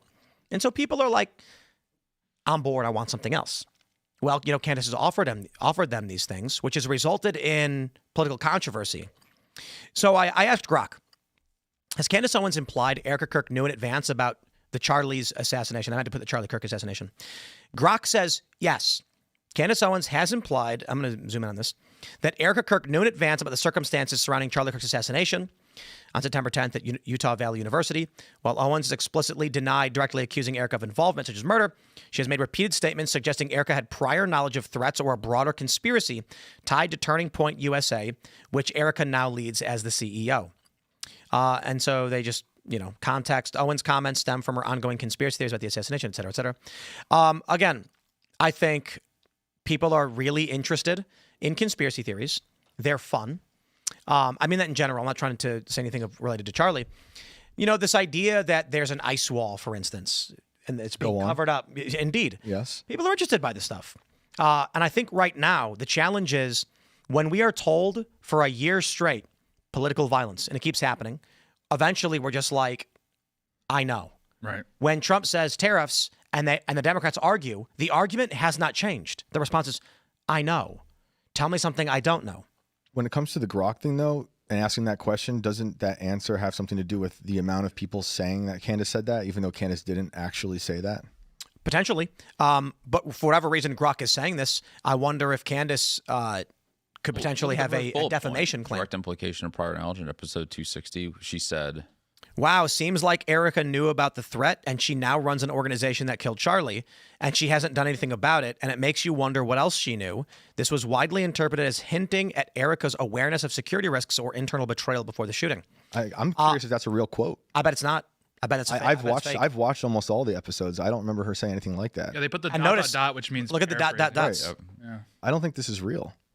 And when that thing right there, Erica knows everything that she said in the reply, I believe she was just quoting Andrew Colvett, who said that on a podcast. She didn't quote anybody. She just literally said it. But that's what he said, those three words too. Someone asked, did Erica know about the donor or something like that? She said, Erica knows everything. Right. I think that's what she was referring to. I mean, I don't know. But when I see Erica knows everything, that's what Andrew said. And then he had to clarify the next day because everyone was like, what does that mean? And he clarified, I forget the context, but like all of this just epitomizes like the TMZ-ification of politics. And that's just what people like get completely exhausted with. Because it's like with the Maury show. It's like the first time you watch it, you go, oh, wow, this is crazy. Look at this. And then, what are you tuning in every night? I'll say this, though, to defend, because I'm enjoying Candace's... I'm enjoying it, too. I'm just saying, like, that's I'm enjoying it, but, like, I would say Calendargate was drama and ridiculous. And this is different than that. Because it's not just surface level... I don't hear her actually blaming certain people for the murder, but I hear her going on different. If anyone's read Crying of Lot 49, it reminds me of the Thomas Pynchon novel, Oedipus Mas, going after all these different avenues that are interesting, that pull together different threads. There's no answers yet, but I like the questions. The same way I defended Alex Jones during Sandy Hook. I think the question is, if you were to go to somebody right now and say, we have the option to talk about tariffs or this weird picture of a Bush, the Charlie Kirk assassination. People are going to be like, talk about the Bush. Yeah, I'm sure obviously a lot of people are engaged. Her numbers are insane. A lot of people are tuning in. She's had good numbers across the board for a while. I don't think the Charlie Kirk thing is driving or increasing her viewership to a certain degree. I don't personally think she's doing it for numbers. I like the Brigitte thing was interesting. At first I didn't care. But if you watch it, it's really about how there's a lot of pedophiles within the government. And you can go look that stuff up. Man, she's people really that keep around. She's really taken over the Alex Jones mantle. That's what I had Alex Jones' son on my show a few weeks ago, and I said they're gonna do to Candace what they did to your dad. That's coming. And it's already happening with France. She's getting sued with Brigitte Macron. I mean, there was an argument, I guess, that they had sent something to her to prove Brigitte Macron was a woman. Brigitte Macron started an OnlyFans. Wait, what? No, I'm just kidding. To prove. No, I mean, I don't really care about Brigitte, him, but the story around it is fascinating, and the amount of people that are involved in the politics of that administration and how openly pedophilic they are is disgusting and disturbing. Strangely, a lot of governments and a lot of world leaders. Exactly. That's why it's so fascinating. I love how the Epstein stuff was you're nuts if you talk about it. Mm-hmm. And then as the deep state begins to break down, now it's like, yeah, no, we all know about it. In fact, the Democrats are accusing Trump of the Epstein stuff. Trump's now saying, now release it. And I'm like, that's what I was saying on Jesse Waters. Like, no one knows. Yeah. Like, it's going to be something weird like, I don't know. Trump was just like a low-level pot dealer or something stupid. I'm kidding. But it's going to turn out that something is going to be just we didn't expect. Yeah. Or it could be just completely on the nose. Epstein, pedophile. Rich people buying kids. But it's part of the arbitrage is like you turn these stories into something absurd, so that way people actually lose focus of what if you actually drill down, what's the subject? Like they did the same thing with the Clinton kill list, where it turned into like like something bad happens, like he had information leading to the arrest of Hillary Clinton. It's like because if you can like arbitrage and like turn it into an absurd thing, then it completely loses what the actual story was about in the first place. So. I asked, has she said Robinson was framed? Yes, Candace Owens has repeatedly stated and implied that Tyler Robinson was framed for Charlie Kirk's assassination on September 10, 2025. Her claims portray the official narrative, Robinson as the lone gunman motivated by anti-conservative ideology, as a government-orchestrated cover-up involving evidence tampering, witness suppression, and planted details. I got to be honest, that narrative is infinitely more interesting than tariffs. Yeah, I mean, I was saying that on this show 2 days after the assassination. Should we just? I think I question that official narrative too. Should we just talk about data centers and? I think that's one of the storms? only things we should be talking about because it's going to affect the farmland. It's going to affect the middle. It's going to genocide the middle class if whatever's left of the middle class. Oh, it's cooked, bro. And the data centers aren't only going to take the farmland and all land. It's also going to whoever does have a house near those things, it's going to make them pay more. They're already seeing it in their energy bills and their water bills. I think that the declining birth rate. I'll put it this way. I try to be very careful on this stuff. I think there is a decent probability, based in reality, that powerful corporate and government forces predicted the AI timeline. Military technology is, much more advanced than civilian, and they said, "What happens with a new industrial revolution?" We know what happened the first time, the Luddites. Mm-hmm. There was violence. People said, "I'm not going to give up my job," and they put more soldiers against the Luddites than they put in the Napoleonic Wars. There you go. So what happens if they say, listen, the computers are going to bring about a new industrial revolution once we hit artificial intelligence and it takes over a lot of these jobs? How do we prevent a Luddite revolt? Simple. No Luddites. Yeah, I was just thinking about this on the way over. Oddly enough, I was thinking how they created it. The Unabomber was MK Ultra. You can look that up. And I was like, maybe they created an MK Ultra. They MK Ultra'd him to make Luddites look bad. Because I agree with his book. His book is amazing, just no violence. They were advocating for a culture in which people don't have children. Yeah. So that by the time the AI clicks on, it's thank God the AI has filled the role for these jobs we don't have. Yep. You guys see Ford saying they can't find any mechanics? Oh. Yeah. The robots are coming. The only problem is nobody's going to be buying cars. The CEO of Anthropic was just on like 60 Minutes or something talking about how they're going to Claude's going to wipe out half the workforce, white-collar workforce, I believe he said. And then I was thinking about how Peter Thiel's been talking about anyone who criticizes AI, he calls a legionnaire of the Antichrist. And I was thinking at first that was against a lot of people like us who are openly critical. Maybe it is, but I think it's also against his competition because he's been open about wanting to monopolize these industries. So he's talking about Anthropic, he's talking about Altman, and he wants to own all of that, consolidate all that power into something like Palantir. I want to ask you guys about this new show that just came out. Let me see if I can find an article about it. I watched one episode. Let me grab this article. This is from The Hollywood Reporter. Pluribus boss Gordon Smith addresses anti-AI subtext, says it's less rich to spell things out. Smith acknowledges another prominent theory that the show is commenting on political division, but there's an under-discussed topic he raises after episode 3 of Rhea Seehorn starring a series from Vince Gilligan. So for those that aren't familiar, this is not really a spoiler because I learned this just from the show's info section. It's actually, I guess they have to release this information before you see the first episode, despite the fact that, like, watching the episode. Anyway, the point is, humans get a signal from outer space. It is an RNA sequence. They put the sequence together. It accidentally infects humans, turning humans into a hive mind. And it's really interesting. I watched the first couple of episodes. And without getting into any spoilers in particular, as it pertains to the AI conversation, the gist of the show is 12 people on the planet are not effective. They're immune for some reason. But every human becomes one. And they refer to themselves as us. And there's a guy in the show, and he's like, is this the end of the world? Is it wrong? So I'm curious, with this new show coming out, I was thinking about it. No murder. Everybody just one with each other, working towards a shared common goal. But it sounds like a nightmare dystopia. It's zombie paradise. Yeah, right? Yeah. Zombie paradise. What do you guys think? I mean, I watched the first episode. I also thought it was kind of like they're probably going to explore this in later episodes and like whether there are positives and negatives to it. But I mean, is it just a human thing where you feel this need to be individual? Because I know some of my friends in Japan don't feel a similar drive to be individual. It's a very different culture fundamentally. So I don't know. Well, I'm excited to see what they do. I'm curious as to how they even do a show, to be real. Because basically there's two characters. Yeah. There's the woman and Everyone else. and the hive. And whenever she talks, like, there are actors and actresses who play, hived humans or whatever, but it's one character. And it's just like they'll all talk in unison sometimes. Yeah. I thought there was a I only saw the first episode. That was a funny moment when, I won't give too much away, when she's sitting in her house after everything goes down and the TV goes on.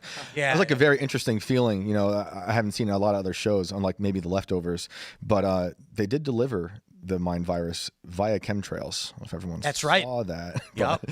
Okay, spoilers for episode 1 because it's been out for a little while, but this is interesting stuff. The scene is they're outside a bar and they look up and there's all these planes spraying chemtrails. Yeah. The nasty part was when the scientists grabbed the donut and started licking them. Oh yeah, it was great how it accelerated so quickly. It also remind people of lockdowns too. They're evil. They are, for sure. So I guess we're going to get into spoilers a little bit because we have to, but only to episode 2 because I haven't seen episode 3 yet. So the people who've seen episode 3, feel free to spoil it for me if I'm going to spoil the rest for everybody else. But one of the in the first episode, what happens is people start getting infected and their brains start linking. And I guess the main character is like a lesbian. Is that what it is? Yeah. I almost tuned out when I saw that. To be honest, I was just like, oh, stop. Goodness. Stop. I was like, I thought it was her publicist. And then she's like, was. hey, baby. And I was like, come on, guys. Do you really have to keep doing this kind of stuff? I get it. Come on, this is Trump's America. Do we need this? No, it's just that it's always ham-fisted. Yeah. Like, bro, if 1 in 10 episodes had a gay couple, I'd be like, oh, whatever. Yeah. But when literally every single show, everyone's gay, and I'm like, we get it, dude, you're gay. But anyway, her lesbian significant other dies. And then you find out, spoiler alert, I warned you, you find out 866 million people died in the chemtrail spray mass infection. Yeah. And she makes this point in one episode. She's like, you never gave anybody a choice. You forced them. And then an eighth of the planet, a seventh of the planet died. I was thinking that we're watching predictive programming roll out right before our very eyes. Bro, Now just we know like it. Utopia. I was just going to say, just like Utopia, because that was happening right before COVID, right? Yeah. Yeah. Have you seen Utopia? Bro, you don't know what it's about. So What is it on? What was it? Amazon? Actually, They canceled the I know show. about it. I didn't watch They it. canceled the show not because it was doing well. They canceled it because people freaked out. All right, so the show Utopia is about a tech billionaire who believes the world is overpopulated. So he makes fake meat and things like that to try and reduce carbon footprint, but it's not working. So he orchestrates a fake pandemic so they can rush through an untested vaccine through Congress and it's not a joke. This was before Hold on. COVID. This is not a joke. To mandate the vaccine to everybody, but secretly the vaccine just sterilizes you. And here's the best part. The characters in the show, there's a comic book called Utopia that was written by someone who apparently had knowledge of the plot. And when you look at the comic, there's hints as to what they're going to do next in this conspiracy. Isn't that a ridiculous story? I mean, for us, Ridiculous. they just rushed through a vaccine and mandated it, and we had a piece of media that laid out exactly what people thought was happening. So for that reason, they canceled the show because people were freaking out about it. Or because people had already seen it. It's like, I know the plot. What if this pluribus thing is the same thing? That's what I was. AI is going to, bro, this is Neuralink. When we're all Neuralinked, you might think, actually, I'll put it like this. Bro, we're already in this right now. We're already in this right now. Because with Twitter, you log on, what you see is how you behave. We are in a miniature version of the hive already. Right. Elon could go on X, like Elon and Zuckerberg could get together and be like, make sure people only see corn is the healthiest meal you could possibly ever eat. True. And then everyone logs on and they keep seeing these videos. Influencers then say, I want to get 1 million views. I'm going to make a video about eating corn. And then all of a sudden, everybody's dressed like corn, driving around ethanol corn cars.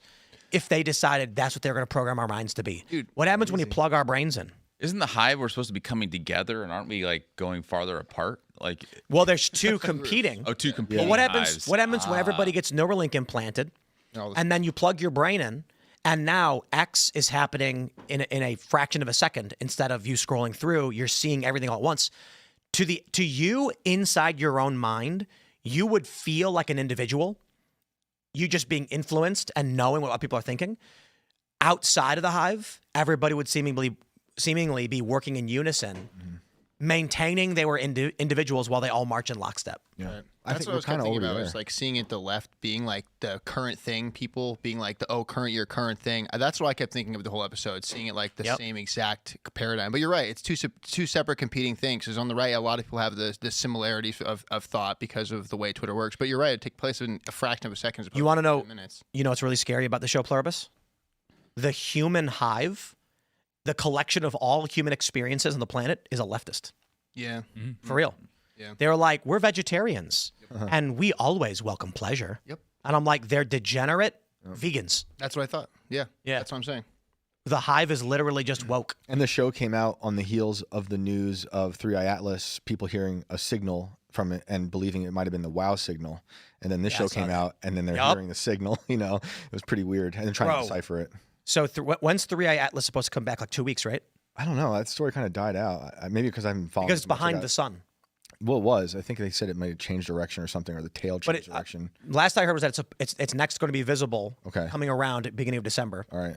So people claimed there was a signal coming from this comet, Three Eye Atlas, but the origin point when they trace back its orbital path is the same vector of the sky where the WoW signal came from. Right. So people are like, a signal wasn't sent in advance. Now this thing is heading our way. Some people are putting out this nonsense saying that once it went around the sun, we got blasted by this massive G4 coronal mass ejection. But Ben Davidson was like, stop, no, it's not happening. Yeah. Do any of these people have kids that are doing this? I'm just wondering. Which ones? My mind shares on like how to keep a 7 and a 9-year-old from killing each other, and how to grow into great human beings. And like, where's all this stuff coming from? Well, there's a lot more. You got a new one, right? Like, do you think of anything else other than keeping your newborn alive? Like, I don't understand. Sorry for changing the topic, but like, where are people coming up with this stuff? No, but I think that's a great point. The people that are coming up with this likely are not having kids. Right? If you don't have a hopeful outlook for the future, you're not going to have kids. And like having children is a manifestation of belief that there is hope for the future, because you wouldn't have kids if not. And we're, the reproduction of people isn't happening. Our replacement rate is incredibly low, or we're not meeting the replacement rates. So I think that the lack of having families is emblematic of people looking at society and saying, oh, I'm just going to live for me, live for today, because whatever doomsday scenario they prefer, right? Whether it be the seas are going to rise because of global warming, or our planet's on fire. You listen to kids that are children of left-leaning parents, and they sound like Greta.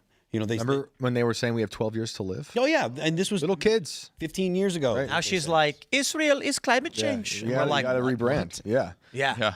Okay. But I think there's some substance to that. People aren't having children, and it's probably a self-fulfilling prophecy. Like, people don't have kids because they don't have hope for the future.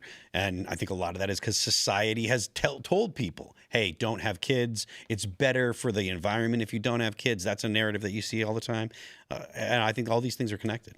Let's jump to this story here. We'll grab one more from the New York Post. Michigan man charged after fatally shooting teen who broke into his garage. Now, on the surface, if I'm told someone breaks into his attached garage, part of his house, and he shoots them, I say, well, hold on. That sounds like castle doctrine. That sounds like self-defense. Well, the story's a little bit more than that. Check this out. They say a Michigan man fatally shot a teen who broke into his garage and is now facing a manslaughter rap. Savon Wilson, 17, was with 6 other mainly teenagers when the group broke into Dayton Napton's garage shortly after 1 a.m. Napton, 24, got an alert from his home security system, grabbed a 9mm, ran outside, and fired 2 shots into the garage through a windowless door, striking Wilson. As the group fled, Napton fired 5 more shots before going back to his house, reloading his gun, and returning outside, according to a statement. Savon was running away and got shot, said Sean Madden, Wilson's father. Another teenager in the group was also shot in the leg. The defendant crossed the line by firing outside his home at fleeing persons. So Savon Wilson is the one who died. But was he shot through the door while in the property illegally? That's the question. If they're saying he should be charged because after he shot the guy, he ran out and shot him as they ran away, I'm like, wait, hold on. If these dudes are running away and he keeps shooting anyway, he's creating a risk to everybody in the area. You don't do that. But you're going to charge him for, like, I guess, reckless discharge. Endangerment. Yeah, negligent discharge, something. I don't know. Yep. But if the dude died while in his home because he shot through the door, I don't see that as being manslaughter. Yeah, I think that anytime you're shooting through a door, you don't know for sure what your target is, so that's wrong. Yes, but what if there are people who broke into your house, they're currently in your house, they are illegally in your house. The issue I take with it is, if I'm in my house and someone breaks in and my bedroom door is closed and I can see them walking up to the door, and like, let's say the circumstances, I literally know no one is supposed to be in my house. Am I supposed to be like, better wait for them to open the door? Yeah. To be honest, to make sure that you are going to have a legal engagement, yes. Because so, like, if you shoot through the door, the prosecution is going to say whether or not it's morally justifiable or whatever is fine. It's crazy. But the prosecution is going to say you could not be sure of the intention of that person. In your house? I'm telling you what. This is not castle doctrine. I'm telling you what the prosecution is going to say. I doubt they're going to say that in a castle doctrine. Is it a difference if it's the garage door and outside as opposed to in your house? Again, I think if someone's in your house, you are always in the right to defend yourself. But I'm telling you what the prosecution is going to say to a jury. They're going to say he didn't know who was out there. He couldn't have known. He shot through the door. He was reckless. And then you're at the mercy of a jury. So whether or not he was doing the right thing, that's questionable. But I'm telling you that the prosecution will absolutely say you were wrong for shooting through the door. Right. So my position is that's insane. Like if I'm at home and somebody let's say this building right now, we watch someone outside kick the door in and we know it's an intruder and they're armed. So we slam this door shut and we see him run up and go to the door and start banging on it. I have to be like, no, guys. Okay. We clearly saw him enter and come to the door, but we have to wait for him to get a clear shot on us before we can defend ourselves. What if you didn't see a gun?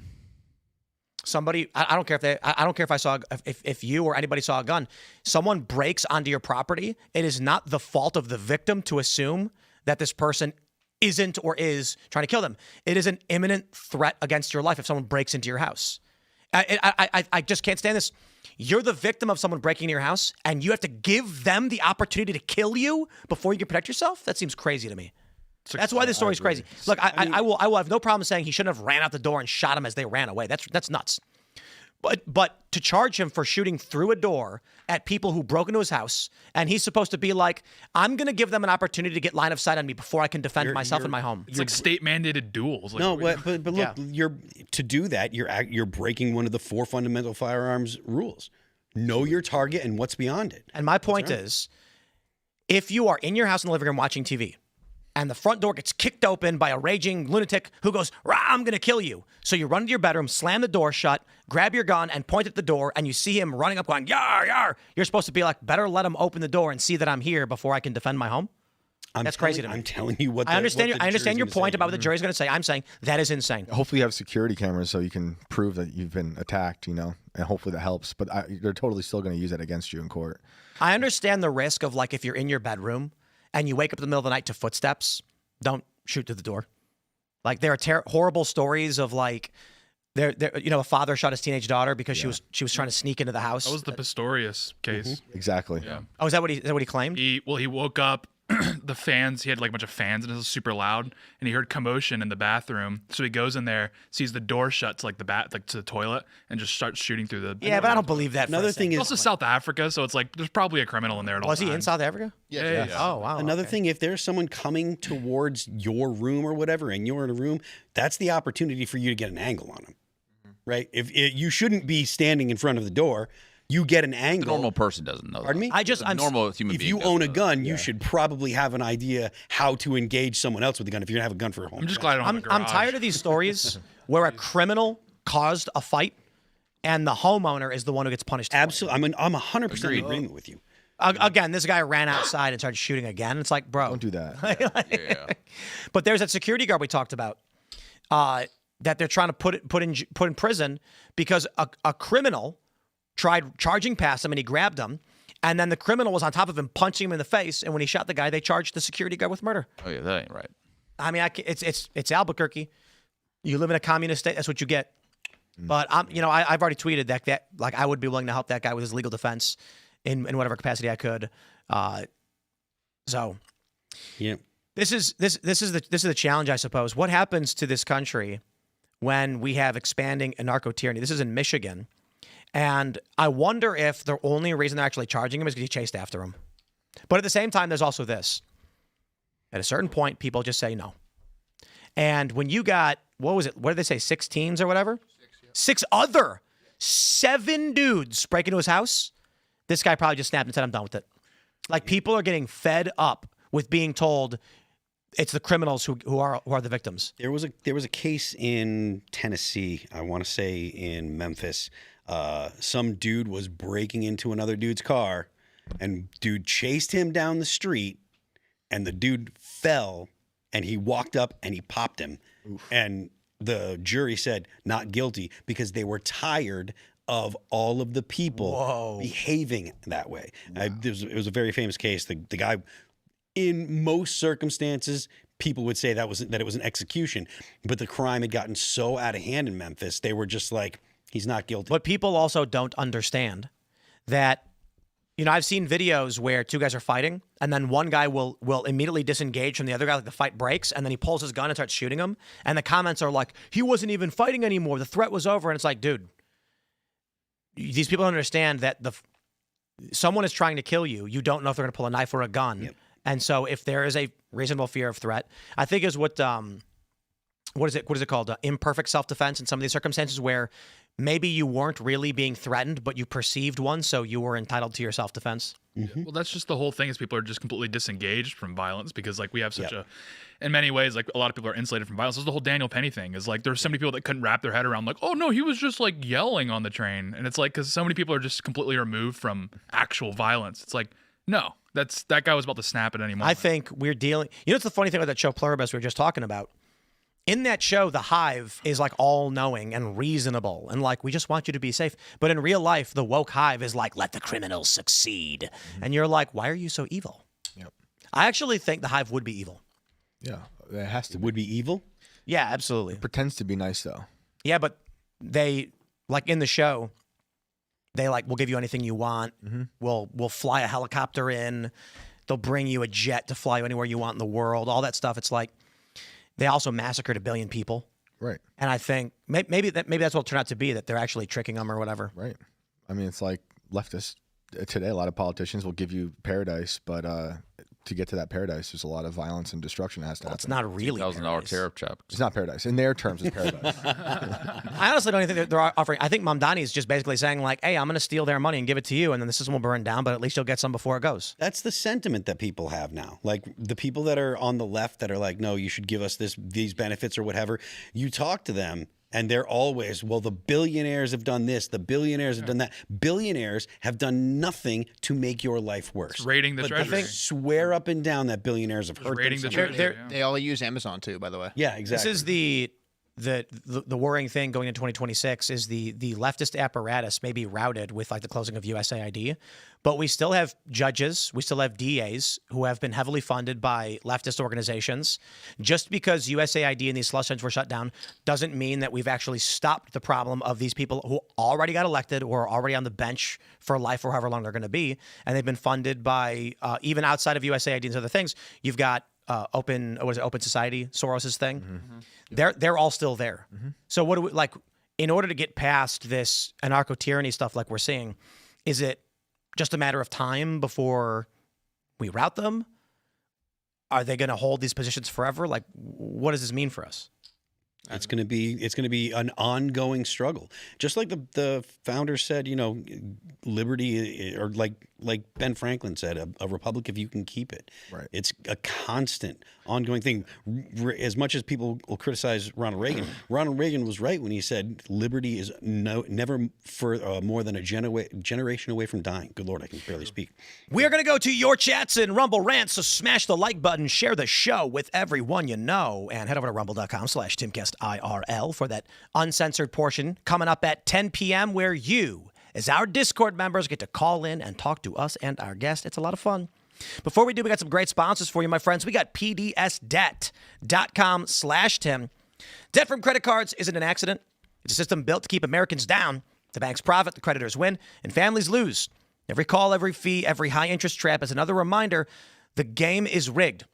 But there's another side of the story. PDS Debt has already helped hundreds of thousands fight back, cutting debt, ending the calls, and putting money back where it belongs, in Americans' pockets, not the banks. Whether you're struggling with credit cards, personal loans, or medical bills, PDS Debt has custom options to help you get out of debt. They go beyond the numbers to understand your unique financial situation and craft a personalized plan designed just for you. There's no minimum credit score required. They're here to help you save more, pay off your debt faster, and start putting money back where it belongs, in your pocket. PDS Debt is A+ rated by the Better Business Bureau, boasts thousands of 5-star reviews on Google, and holds a 5-star rating on Trustpilot. Why? Because PDS has helped hundreds of thousands of people get out of debt. It's your money, it's your future. Don't let the system decide for you. You're 30 seconds away from being debt-free. Get your free assessment and find the best option for you right now at pds.com/Tim. That's pds.com/Tim. Check it out. But wait, we got one more, my friends. It is Kickoff. Check this out. Plus.kickoff.com. It's way too easy to overspend this time of year. Travel, groceries, gifts, it adds up fast. That's why you should check out Kickoff, the #1 credit building app. Build credit without taking on more debt. Kickoff makes it simple. Sign up in just minutes, no credit check, and get started for just $1. After a few months of on-time payments, you could see your credit score jump. Plans start at only $5 a month, no hidden fees, no interest. You can even build credit with your rent payments. Honestly, it's a super easy way to boost your credit score. Start building credit with Kickoff today and get your first month for as little as $1. It's 80% off the normal price when you go to KIKOFF.com Kickoff/Timcast today. That's KIKOFF. No C. GetKickoff.com/Timcast. You must sign up via GetKickoff.com/Timcast to activate the offer. Offer applies to new Kickoff customers first month only, subject to approval. Offer subject to change. Average first-year credit score impact of plus 84 points. Wow, that's pretty good. Between January of 23 and 24, and Kickoff credit account users who started with a score below 600, who paid on time, and who had no delinquencies or collections added to their credit profile during the period. Late payments may negatively impact your credit score. Individual results may vary. Shout out. Thanks for sponsoring the show. All right, here we go. Your Rumble rants and chats. Shaded Wilder says, I got to drive the Timcast car and truck this weekend in the new NASCAR game. They look sick. With all of the never-ending craziness, it's good to relax and disconnect for a couple of hours. Shout-outs to Cody Dennison, NASCAR driver in the ARCA Menard series, driving the Timcast car. If you guys buy the game, what's that? Oh, so get the it's downstairs. You want to? Grab it. Well, I'll just keep talking then. Serge is going to run down and grab the car. We have one behind me. Run. If you download NASCAR 25 on PlayStation, I just bought it. Dude, I had so much fun playing this game. You can actually drive a car with the big old timcast.com on the back of it in the game. And you know what I really love about this game? I learned I'm one of the best professional racers. And if I was in NASCAR, I'd win first place every time. Because what I found out is when I'm driving and there's someone in front of me, I just do what's called the pit maneuver and cause them to crash and spin. You played Mario Kart too. Exactly. Yeah. Check this out. Look at this. Sick. Cody Dennison, Timcast car. Look at that. Yo, let's take this one out. We've got one. It's the same as the other one up there, right? I think it's the truck. Oh, this is the truck? Yeah. Oh, we got the truck now, too. Look at this. Look at this bad boy. Look at Master that. Truck Series. Isn't that sweet? Wow. Amazing. The Timcast truck. Man, how lucky are we? Shout so out. back. So I don't understand why Cody doesn't just do this, right? When you're coming up on the other car, you nudge their back, and they just spin out and crash, and then you win. Yeah. Throw a banana peel. Yeah. Well, I don't know about that. I was playing. I know you can't literally pit maneuver people in NASCAR, but that's all I was doing. And the game, like, I didn't get in trouble for it. You cut a corner, and the car stops, and it's like you cut a corner, you get penalized. But when you pit maneuver people, they just crash. I was like, I like this game. This is fun. Hidden tactic, yeah. If you're not rubbing, you're not racing. Sure, trading. All right, what do we got here? Libertarian Hawk says, Serge or someone put this prompt into Grok. Compare interest paid on a 30-year mortgage at 6% versus 50-year mortgage at 6% on $300,000. Simple answer. All right, I'll do that. It's a lot of money. It's like, what, an extra $1 million or something? Probably. I feel like what they're going to say is that overall the payments will be cheaper and more affordable. We'll see what they say. Total interest paid on 30 years is $347. On 50 years, it's $713,000. Yeah. True. An extra $365,000. The argument is, though, and I'm not a fan of 50-year mortgages, the argument is you keep the equity in your house, and that debt doesn't matter over 50 years because when you buy the house at, let's say you buy the house at $300K, by 50 years later, that house is going to be worth $3 million because of inflation. Yeah. So your payment will be nothing, and you'll hold millions of dollars in equity. Of course, that million will be equivalent to $400,000, but you get the point. Yeah. I'm not a fan of the idea, to be honest. I don't think it's that good of an idea. If you look at the amount of money you're saving on monthly payment, that's what people are saying is like why it's better. It's $1,000 over 20 years, guys. Yeah. And a 50-year and a 30-year is not going to have the same interest rate. Yeah. Oh, yeah. Yeah. Right? The 50 year is going to have a higher interest rate. Bro, it only saves you $100 a month. Right. Look at that. It's not much money at all. It's a terrible argument. Everything I've heard that argues for it, I'm like, that just doesn't make sense, bro. I got an idea. How about instead of ownership, we do a 99-year lease on the property? Oh, I wonder where you got that idea. All right, what do we got here? Good idea. Hans says the stock market can run out of any city. New York City needs to learn they no longer are where capital is king, as capital can move anywhere. Yeah, well, they're doing Texas, right? Yeah, Tech Dallas. Yep. 2026. So NYC, goodbye. Hans says, I don't need real housewives of politics that Candace brings to politics. She gets those female viewers, man. I've been telling people they need to pay attention to what she's doing because I've bumped into just like women in like random places who are, well, I don't want to get too specific because I don't want to out anybody, but I was at an event. Someone was there and she's just like, you got to listen to Candace. She's right about everything. And she was a liberal. It was like a liberal woman. Yeah, no joke. And I think it's the Israel thing, especially. Like even Anna Kasparian was saying it. She's like, I don't agree with Candace on a lot, but I've been watching her, and man. Mm-hmm. Well, that's how you get these liberal viewers. You just say, listen, you're a liberal. We don't like you, but Israel. Yeah. And they say, okay, I'll watch. It's like confirmation bias thing. Mason says, Tim, there's a problem with your anti-Luddite revolt theory, is that the only people still having children are those most likely to revolt against the AI revolution. That's literally the point. That people were convinced not to have children, so there would be no one physically present to revolt. I think what he's saying, though, is the ones who are still having children are the ones who would revolt. Right. But it doesn't matter because the birth rate is so low. Yeah. There aren't any people. But it's the elites that are not having the children. It's the poor who are having the children. I think the elites are having kids. I don't think so. The elites have like a lot of kids. It depends who you're talking about. Some of them are purchasing children. Some of them are creating them in labs. Well, it could just be honestly that among the elites, there's so few that Elon has skewed the average. Genghis Khan. He's our digital Genghis Khan. There's a data point, it's like above 500K. They actually have like a pretty normal birth. So let me clarify. I understand the point you're making. Right now, anti-AI people are having kids. My point is that's because they programmed people to not have kids. Yeah. Like that's... Unless you want a Tamagotchi, because that's what they're building for you in the metaverse. Those were so much fun. I'm going to head out. This is a really fun show. You guys can catch me at Inverted World Live at 10 o'clock for the first 20 or 30 minutes. I'm going to have on a guest to talk about all the data centers and the weird companies buying them up in secret around the country. And then for about an hour and a half, we're going to take phone calls. Phone lines are open until midnight. Call in, talk about anything from cryptids, aliens, military abductions. We do it all. No theme, just weird, dark, crazy stories. Anyone can call in. Anyone can call in. Love to hear from you. And I'll see you guys next time. All right. Thank y'all. Later, brother. You, bud. Yeah, good meet you, bro. Have a good one. You're right. All right. It's a the higher the income, the more fertility. So Yeah. you're right. Yeah, I thought it was. I thought it was the opposite. No, yeah. The ultra elites are having tons of kids. Well, the actual fertility among lower income people would be high, but abortion's like very prevalent at the low end of the spectrum. Yep. So Yeah.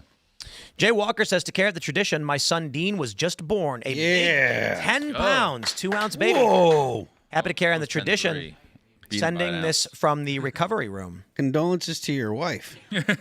Wow. Travis Booth says, as per tradition, my wife and I are at the hospital with our first baby that was born over the weekend. Awesome. Children are truly a blessing. 2 in a row. Wait a minute. What? Nick R. says, doing the Timcast tradition of sitting in the hospital room while my wife gives birth to my son, Jackson Lee. 3 in a row. Look at that. No joke. That's 3 in a row right there on Making Timcast. kids. Can you ask them how much money they make? We'll see if this fertility thing holds. Yeah. They're all millionaires. No, I'm kidding. Ian Slater says, Schrodinger's Epstein list. Aha. Ben Brady says, could it be that what we are seeing Trump do now is what he meant to do months ago if Bondi didn't botch the job so bad? I have no idea. It's like Trump's now like, go ahead, release the Epstein files. I'm like, I got no idea what's going on, dude. He said to release them weeks ago or months ago, and the court stopped him. So the Congress is allegedly going to vote, or was going to vote, to override the court's Maybe that's what he's betting on. maybe. as a Congress, He's like, vote to incriminate fine, release it, but the courts are going to block it anyway. Yeah. Yep. All right. Eaton Rust says, bets on if the AI claims to be the second coming. Nah. The AI will lie to you about everything. Oh, my dude. If you are a weak-willed or like midwit, a weak-willed person or a midwit, you will fall for the lies every single time. So when I was doing an earlier segment on the, what was it about? It was, it overlapped with the Candace stuff, the Thomas Crooks, they, them stuff, and the Candace claims about Robinson. I asked Grok if Candace had ever implied that Turning Point was involved in Charlie Kirk's death. And it responded with, Candace Owens has never on her show, on social media or otherwise, explicitly claimed Turning Point killed Charlie Kirk. And I'm like, I literally said implied, not explicit, implicit.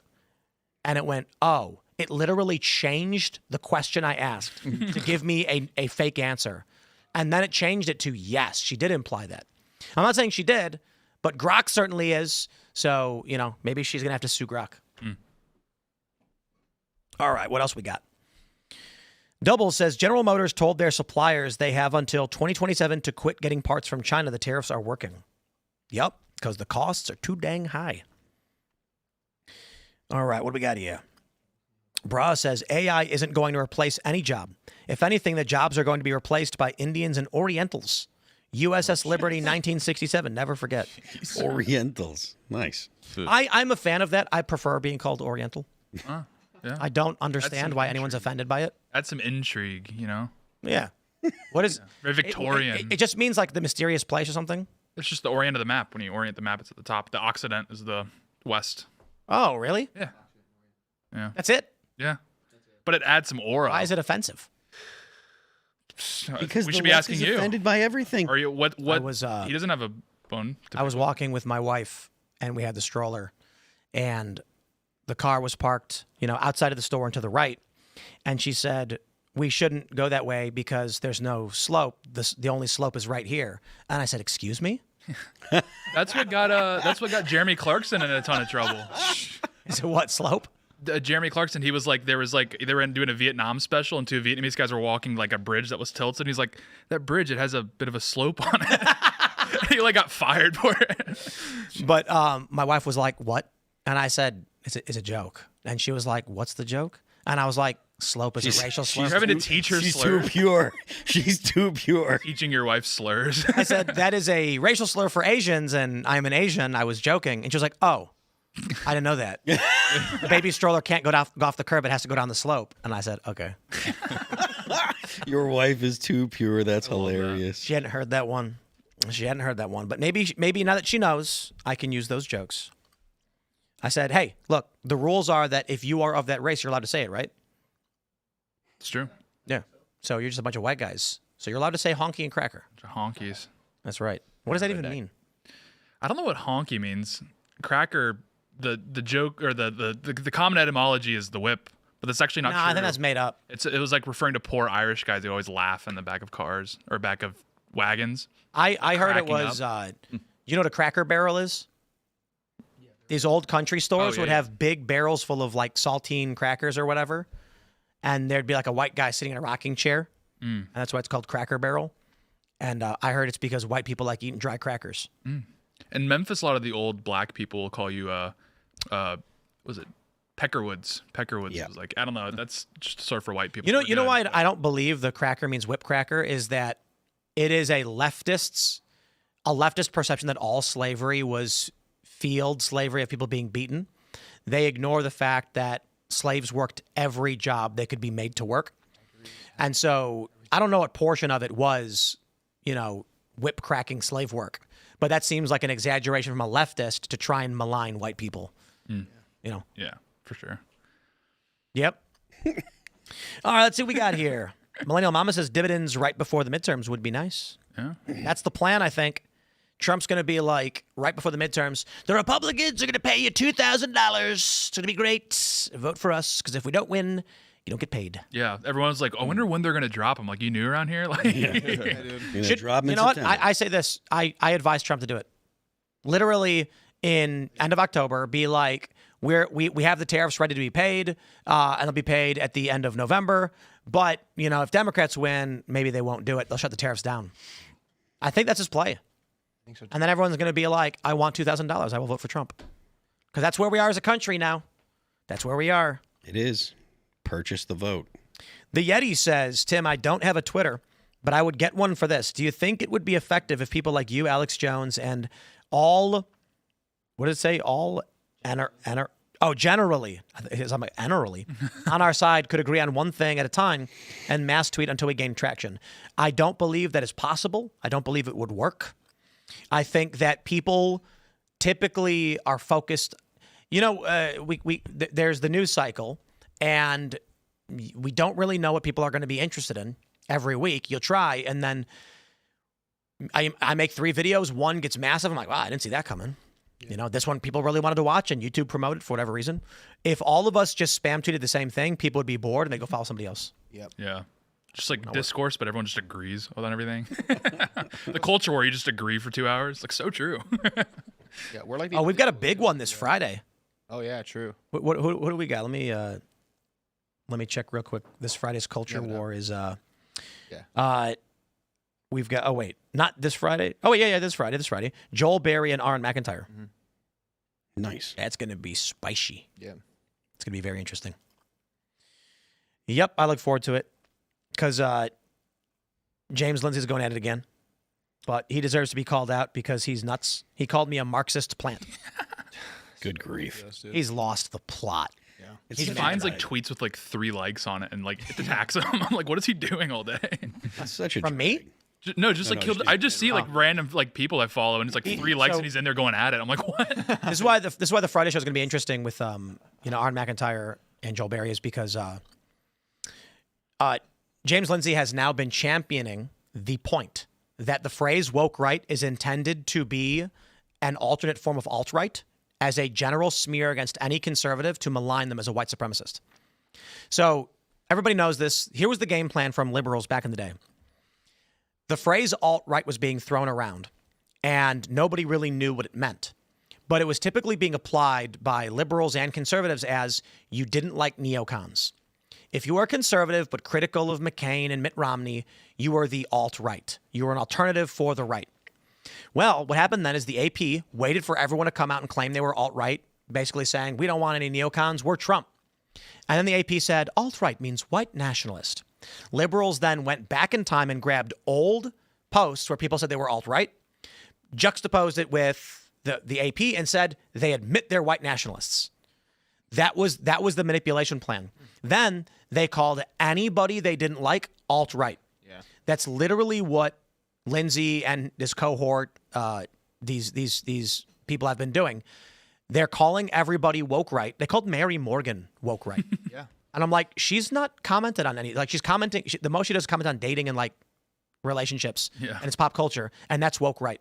It's just nuts. It's basically, if you don't ally with the liberal or pro-Israel world order or moral worldview, you are woke right. And now he's actually tweeting it's to be interchangeable with alt-right so we can lump all of these people in one group and attack them. Yeah. It's like, oh, so you're lying.